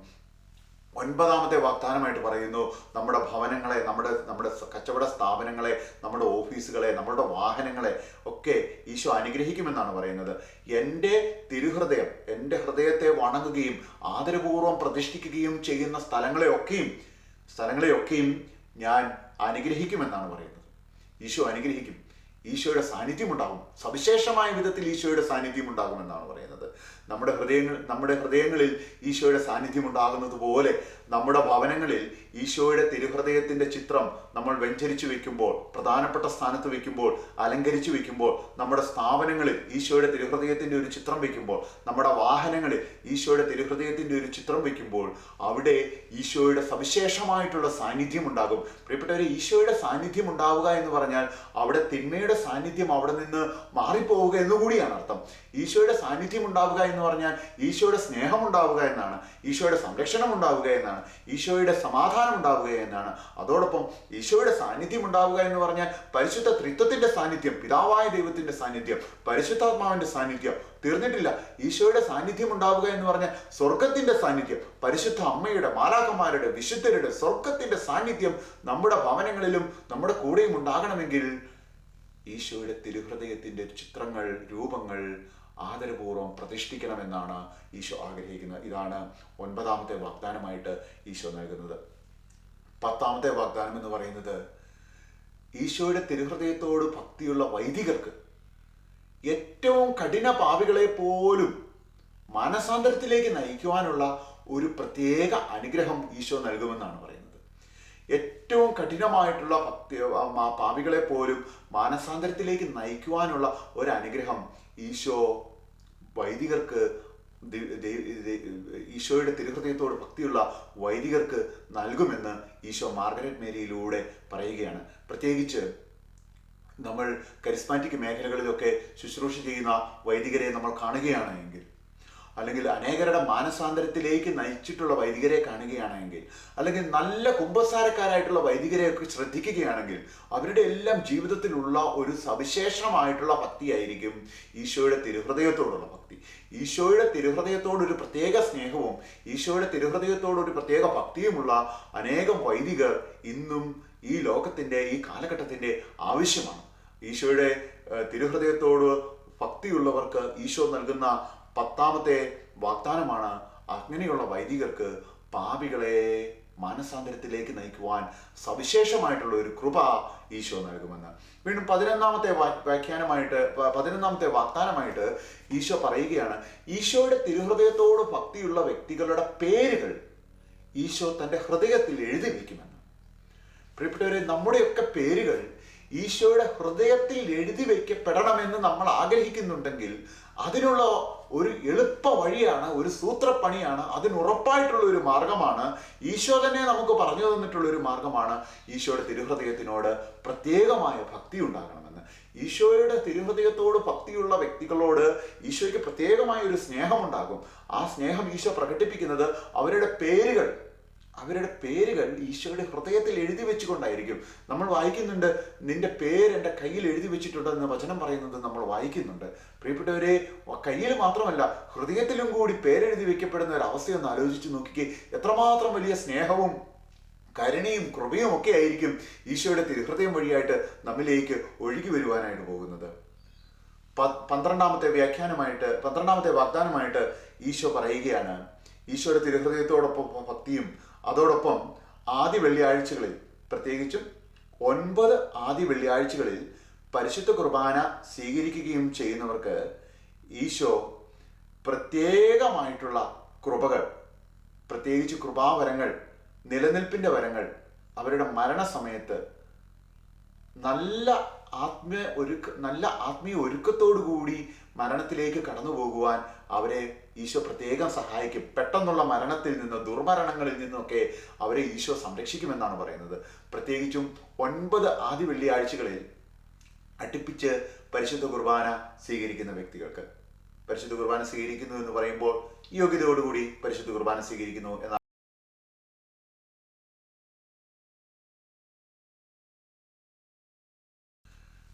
പ്രിയപ്പെട്ടവരെ, നമ്മൾ ഈ കണ്ട 12 വാഗ്ദാനങ്ങൾ, പ്രത്യേകിച്ച് 12ാമത്തെ വാഗ്ദാനം പരിശുദ്ധ കുർബാനയോടുള്ള വലിയ സ്നേഹം നമ്മളിൽ ഉളവാക്കട്ടെ. ഇന്നത്തെ ലോകത്തിൽ നമ്മളുടെ ചുറ്റും നോക്കുമ്പോൾ ഈശോ ആഗ്രഹിക്കുന്നത് ഒരു സ്നേഹരാജ്യം നിർമ്മിക്കണമെന്നാണ്. ഇന്നത്തെ ലോകത്തിൽ നിറഞ്ഞിരിക്കുന്ന വെറുപ്പ്, അശുദ്ധി, ദൈവനിഷേധം, പാപത്തിൻ്റെ, തിന്മയുടെ മറ്റു മേഖലകൾ, ഇതിൻ്റെ എല്ലാം നടുവിൽ ഈശോയുടെ സ്നേഹത്തിൽ അധിഷ്ഠിതമായ, ഈശോ സ്നേഹിച്ചതുപോലെ പരസ്പരം സ്നേഹിക്കുന്ന, ഈശോ എങ്ങനെ ആളുകൾ രക്ഷപ്പെടണമെന്ന് ആഗ്രഹിച്ചോ, എങ്ങനെ ആളുകൾ രക്ഷിക്കപ്പെടണമെന്നും നിത്യജീവൻ അവകാശമാക്കണമെന്നും ആഗ്രഹിച്ചോ, അതേ തീക്ഷ്ണതയോടുകൂടി തന്നെ മറ്റുള്ളവരുടെയും നമ്മുടെ തന്നെയും ആത്മരക്ഷയ്ക്ക് വേണ്ടി പ്രയത്നിക്കുന്ന അനേകം വ്യക്തികളുള്ള ഒരു സ്നേഹരാജ്യം, ദൈവരാജ്യം ഈ ഭൂമിയിൽ നിർമ്മിക്കണമെന്നാണ് ഈശോ ആഗ്രഹിക്കുന്നത്. അതിനുള്ള ആദ്യത്തെ പടിയാണ് ഈശോയുടെ തിരുഹൃദയത്തോടുള്ള ഭക്തി. ഈശോ നമ്മുടെ ഹൃദയങ്ങളിൽ രാജാവായിട്ട് വാഴുമ്പോഴാണ്, ഈശോ നമ്മുടെ ഹൃദയങ്ങളെ ഈശോയുടെ ഹൃദയം പോലെ സ്നേഹത്താൽ ജ്വലിക്കുന്ന ഹൃദയങ്ങളാക്കി മാറ്റുമ്പോഴാണ് നമ്മളെ കണ്ടുമുട്ടുന്ന വ്യക്തികൾക്കും ദൈവസ്നേഹം അനുഭവിക്കുവാനായിട്ട് സാധിക്കുന്നത്. നമ്മളെ കണ്ടുമുട്ടുന്ന വ്യക്തികളിലേക്ക് ദൈവസ്നേഹം പകർന്നു കൊടുക്കാൻ സാധിക്കണമെങ്കിൽ ഈശോയുടെ ഹൃദയത്തിൽ നമ്മളോടുള്ള സ്നേഹം ജ്വലിക്കുന്നത് പോലെ നമ്മുടെ ഹൃദയത്തിലും ദൈവത്തോടുള്ള സ്നേഹം ജ്വലിക്കുവാനായിട്ട് ഇടയാകണം. അതിനുള്ള ആദ്യ പടിയെന്ന നിലയിൽ ഈശോയുടെ തിരുഹൃദയത്തിന് നമ്മളെ തന്നെ പ്രതിഷ്ഠിക്കണം. ഈശോയുടെ തിരുഹൃദയത്തിന് നമ്മളെയും നമ്മുടെ ഭാവനങ്ങളെയും നമ്മൾ പ്രതിഷ്ഠിക്കണം. തിരുഹൃദയത്തിന്റെ വഴിയെ എന്ന ഒരു പുസ്തകം വായിക്കുവാൻ ഇടയായത് ഞാൻ ഓർക്കുകയാണ്. ഒരു മത്തേവൂസ് ക്രൗളി എന്ന് പറയുന്ന ഒരു വിശുദ്ധനായ ഒരു പുരോഹിതൻ എഴുതിയ ഒരു പുസ്തകമാണ്. ഈശോയുടെ തിരുഹൃദയത്തോടുള്ള ഭക്തി ലോകമെമ്പാടും, ഈവൻ നമ്മുടെ കൊച്ചു കേരളത്തിലൊക്കെ വന്നിട്ടുണ്ട് എന്നാണ് പറയുന്നത്. വളരെയധികം ഭക്തി പ്രചരിപ്പിക്കുവാനായിട്ട് ഒത്തിരി ഓടി നടന്ന ഒരു വൈദികനാണ്, വിശുദ്ധനല്ല, ഫാദർ മത്തേവൂസ് ക്രൗളി. അദ്ദേഹം തിരുഹൃദയത്തിന്റെ വഴിയെ എന്ന് പറയുന്ന അദ്ദേഹത്തിന്റെ പുസ്തകത്തിൽ നിന്ന് 2 ഉദ്ധരണികൾ മാത്രം പറയുവാനായിട്ട് ആഗ്രഹിക്കുകയാണ്. ഒന്നാമതായിട്ട് ഈശോയുടെ തിരുഹൃദയ പ്രതിഷ്ഠ ഭവനങ്ങളിൽ നടത്തുന്നതിനെ കുറിച്ച് ആ പുസ്തകത്തിൽ പറയുന്നത്, ഈശോയുടെ മഹാകാരുണ്യം ആവശ്യമുള്ള കുടുംബങ്ങളിൽ അവിടുത്തെ ക്ഷണിക്കുന്നതിനുള്ള ഒരു മാർഗമാണ് കുടുംബ പ്രതിഷ്ഠ എന്നാണ്. ഈശോയുടെ മഹാകാരുണ്യം ആവശ്യമുള്ള കുടുംബങ്ങളിൽ അവിടുത്തെ ക്ഷണിക്കുന്നതിനുള്ള ഒരു മാർഗമാണ് കുടുംബ പ്രതിഷ്ഠ. പ്രിയപ്പെട്ടവരെ, നമ്മളായിരിക്കുന്ന സമൂഹങ്ങളിലേക്കൊക്കെ ഒന്ന് നമ്മൾ നോക്കുമ്പോൾ പലപ്പോഴും നമ്മളുടെയൊക്കെ ഭവനങ്ങളിൽ ഈശോയുടെ കരുണ എന്തുമാത്രം ആവശ്യമുണ്ട് എന്ന് നമുക്ക് മനസ്സിലാക്കുവാനായിട്ട് സാധിക്കും. നമ്മൾ ഈ ലോകത്തിൽ ജീവിക്കുമ്പോൾ നമ്മളായിരിക്കുന്ന സാഹചര്യങ്ങളിൽ എന്തുമാത്രം തിന്മയുടെ സ്വാധീനത്തിലൂടെയാണ് നമ്മളുടെ കുടുംബങ്ങൾ കടന്നു പോകുന്നത്, എന്തുമാത്രം പ്രശ്നങ്ങളിലൂടെയാണ് നമ്മളുടെ കുടുംബങ്ങൾ കടന്നു പോകുന്നത്, എത്രമാത്രം മേഖലകളിലാണ് ഈശോയുടെ കരുണ നമുക്ക് ആവശ്യമായിട്ടുള്ളത്. അത് നമ്മുടെ കുടുംബങ്ങളിലേക്ക് കടന്നു വരുന്നതിനുള്ള ഒരു മാർഗമാണ് ഈശോയുടെ തിരുഹൃദയത്തിന് ഓരോ കുടുംബങ്ങളെയും നമ്മൾ പ്രതിഷ്ഠിക്കുന്നത്. വീണ്ടും ഇതേ പുസ്തകത്തിൽ തന്നെ പറയുകയാണ്, ഈശോ ഓരോ വീടിന്റെയും വാതിൽക്കൽ വന്ന് തനിക്ക് അതിലുള്ള സ്ഥാനത്തെ ആവശ്യപ്പെടുന്നതാണ് കുടുംബ പ്രതിഷ്ഠ സൂചിപ്പിക്കുന്നതെന്ന്. വെളിപാട് പുസ്തകത്തിൽ നമ്മൾ വായിക്കുന്നില്ലേ, ഇതാ ഞാൻ വാതിലിൽ മുട്ടുന്നു, ആരെങ്കിലും എനിക്ക് വാതിൽ തുറന്നു തന്നാൽ ഞാൻ അകത്തേക്ക് വരികയും അവനോടൊത്ത് ഭക്ഷിക്കുകയും ചെയ്യുമെന്ന് വെളിപാട് പുസ്തകത്തിൽ പറയുന്നില്ലേ. നമ്മുടെ ഓരോരുത്തരുടെയും കുടുംബങ്ങളിൽ രാജാവായിട്ട് വാഴണമെന്ന് ഈശോ ആഗ്രഹിക്കുന്നുണ്ട്. നമ്മുടെ ഓരോരുത്തരുടെയും കുടുംബങ്ങളെ തൻ്റെ സ്വന്തമാക്കി സംരക്ഷിക്കണമെന്ന് ഈശോ ആഗ്രഹിക്കുന്നുണ്ട്. ആ രാജസ്ഥാനം, ഈശോയ്ക്ക് മാത്രം അവകാശപ്പെട്ട നമ്മളുടെ കുടുംബങ്ങളിലെ രാജസ്ഥാനം, അത് ഏറ്റെടുക്കുവാൻ ഈശോ നമ്മുടെ ഓരോരുത്തരുടെയും കുടുംബങ്ങളുടെ വാതിൽക്കൽ വന്ന് നിന്ന് മുട്ടുകയാണ്. നമുക്ക് ഈശോയുടെ സ്വരം കേട്ട് ഈശോയെ നമ്മുടെ ഭവനത്തിലേക്ക് ക്ഷണിച്ച് നമ്മുടെ ഭവനത്തിൻ്റെ രാജാവായിട്ട് ഈശോയെ നമുക്ക് പ്രതിഷ്ഠിക്കണം. അപ്പോൾ മാത്രമേ ഈശോയുടെ വലിയ സ്നേഹവും കരുണയും സംരക്ഷണവും കരുതലുമൊക്കെ നമ്മുടെ കുടുംബങ്ങളുടെ മേൽ, നമ്മളുടെ കുഞ്ഞുങ്ങളുടെ മേലുണ്ടാവൂ. ഈ തിരുഹൃദയ തിരുനാൾ ദിവസം ഈശോയുടെ തിരുഹൃദയത്തിനോട് അഗാധമായിട്ടുള്ള ഒരു ഭക്തി നമുക്കുണ്ടാകട്ടെ. നമ്മുടെ മുൻ തലമുറകൾക്കുണ്ടായിരുന്നതിനേക്കാൾ കൂടുതലായിട്ടുള്ള ഒരു ഭക്തി ഓരോ ദിവസവും കുടുംബ പ്രതിഷ്ഠ നടത്താനും, ഓരോ ആദ്യ വെള്ളിയാഴ്ചകളിലും ആഘോഷമായ രീതിയിൽ കുടുംബ പ്രതിഷ്ഠ നടത്താനും, നമ്മുടെയൊക്കെ കുടുംബങ്ങളിലും സ്ഥാപനങ്ങളിലും ജോലി ചെയ്യുന്ന സ്ഥാപനങ്ങളിലും ഒക്കെ പറ്റുമെങ്കിൽ ഈശോയുടെ തിരുഹൃദയത്തിന്റെ ഒരു ചിത്രം ആഘോഷപൂർവ്വം പ്രതിഷ്ഠിക്കുവാനും ഈ തിരുഹൃദയ തിരുനാൾ ദിവസം നമുക്ക് പ്രത്യേകം ശ്രദ്ധിക്കാം. അതിനായിട്ട് ഈശോ നമ്മളെ അനുഗ്രഹിക്കട്ടെ. ഈശോയുടെ തിരുഹൃദയത്തോട് വലിയ ഭക്തി ഉണ്ടായിരുന്ന സകല വിശുദ്ധരും നമുക്ക് വേണ്ടി മാധ്യസ്ഥം പ്രാർത്ഥിക്കട്ടെ. സ്വർഗത്തിന്റെ രാജ്ഞിയായിട്ടുള്ള ഈശോയുടെ തിരുഹൃദയം പോലെ തന്നെ ഈശോ ആക്കിയെടുത്ത ഈശോയുടെ അമ്മയുടെ പരിശുദ്ധ മറിയത്തിന്റെ വിമല ഹൃദയം ഓരോ നിമിഷവും നമുക്ക് വേണ്ടി മധ്യസ്ഥം പ്രാർത്ഥിക്കട്ടെ. ഈശോ എല്ലാവരെയും അനുഗ്രഹിക്കട്ടെ. ഈശോയുടെ തിരുഹൃദയത്തിലേക്ക് ഈശോ നിങ്ങളെല്ലാവരെയും ചേർത്ത് വെച്ച്, പാപിയായ എന്നെയും എൻ്റെ കുടുംബത്തെയും ഈശോ ചേർത്ത് വെച്ച് ഈശോ നമ്മളെ ഈശോയുടെ സ്വന്തമാക്കി മാറ്റട്ടെ. ഈശോയുടെ തിരുഹൃദയത്തിൽ നിറഞ്ഞിരിക്കുന്ന സ്നേഹം, ഈശോയുടെ തിരുഹൃദയത്തിൽ ജ്വലിച്ചു നിൽക്കുന്ന സ്നേഹം നമ്മുടെ ഹൃദയങ്ങളെയും കത്തിജ്വലിപ്പിക്കട്ടെ. അങ്ങനെ ഈശോയുടെ സ്നേഹത്താൽ നിറഞ്ഞ് കത്തിജ്വലിക്കുന്ന ശുശ്രൂഷകരായിട്ട് മാറുവാൻ ഈശോ നമ്മളെ അനുഗ്രഹിക്കട്ടെ. പിതാവിൻ്റെയും പുത്രൻ്റെയും പരിശുദ്ധാത്മാവിൻ്റെയും നാമത്തിൽ ആമേൻ.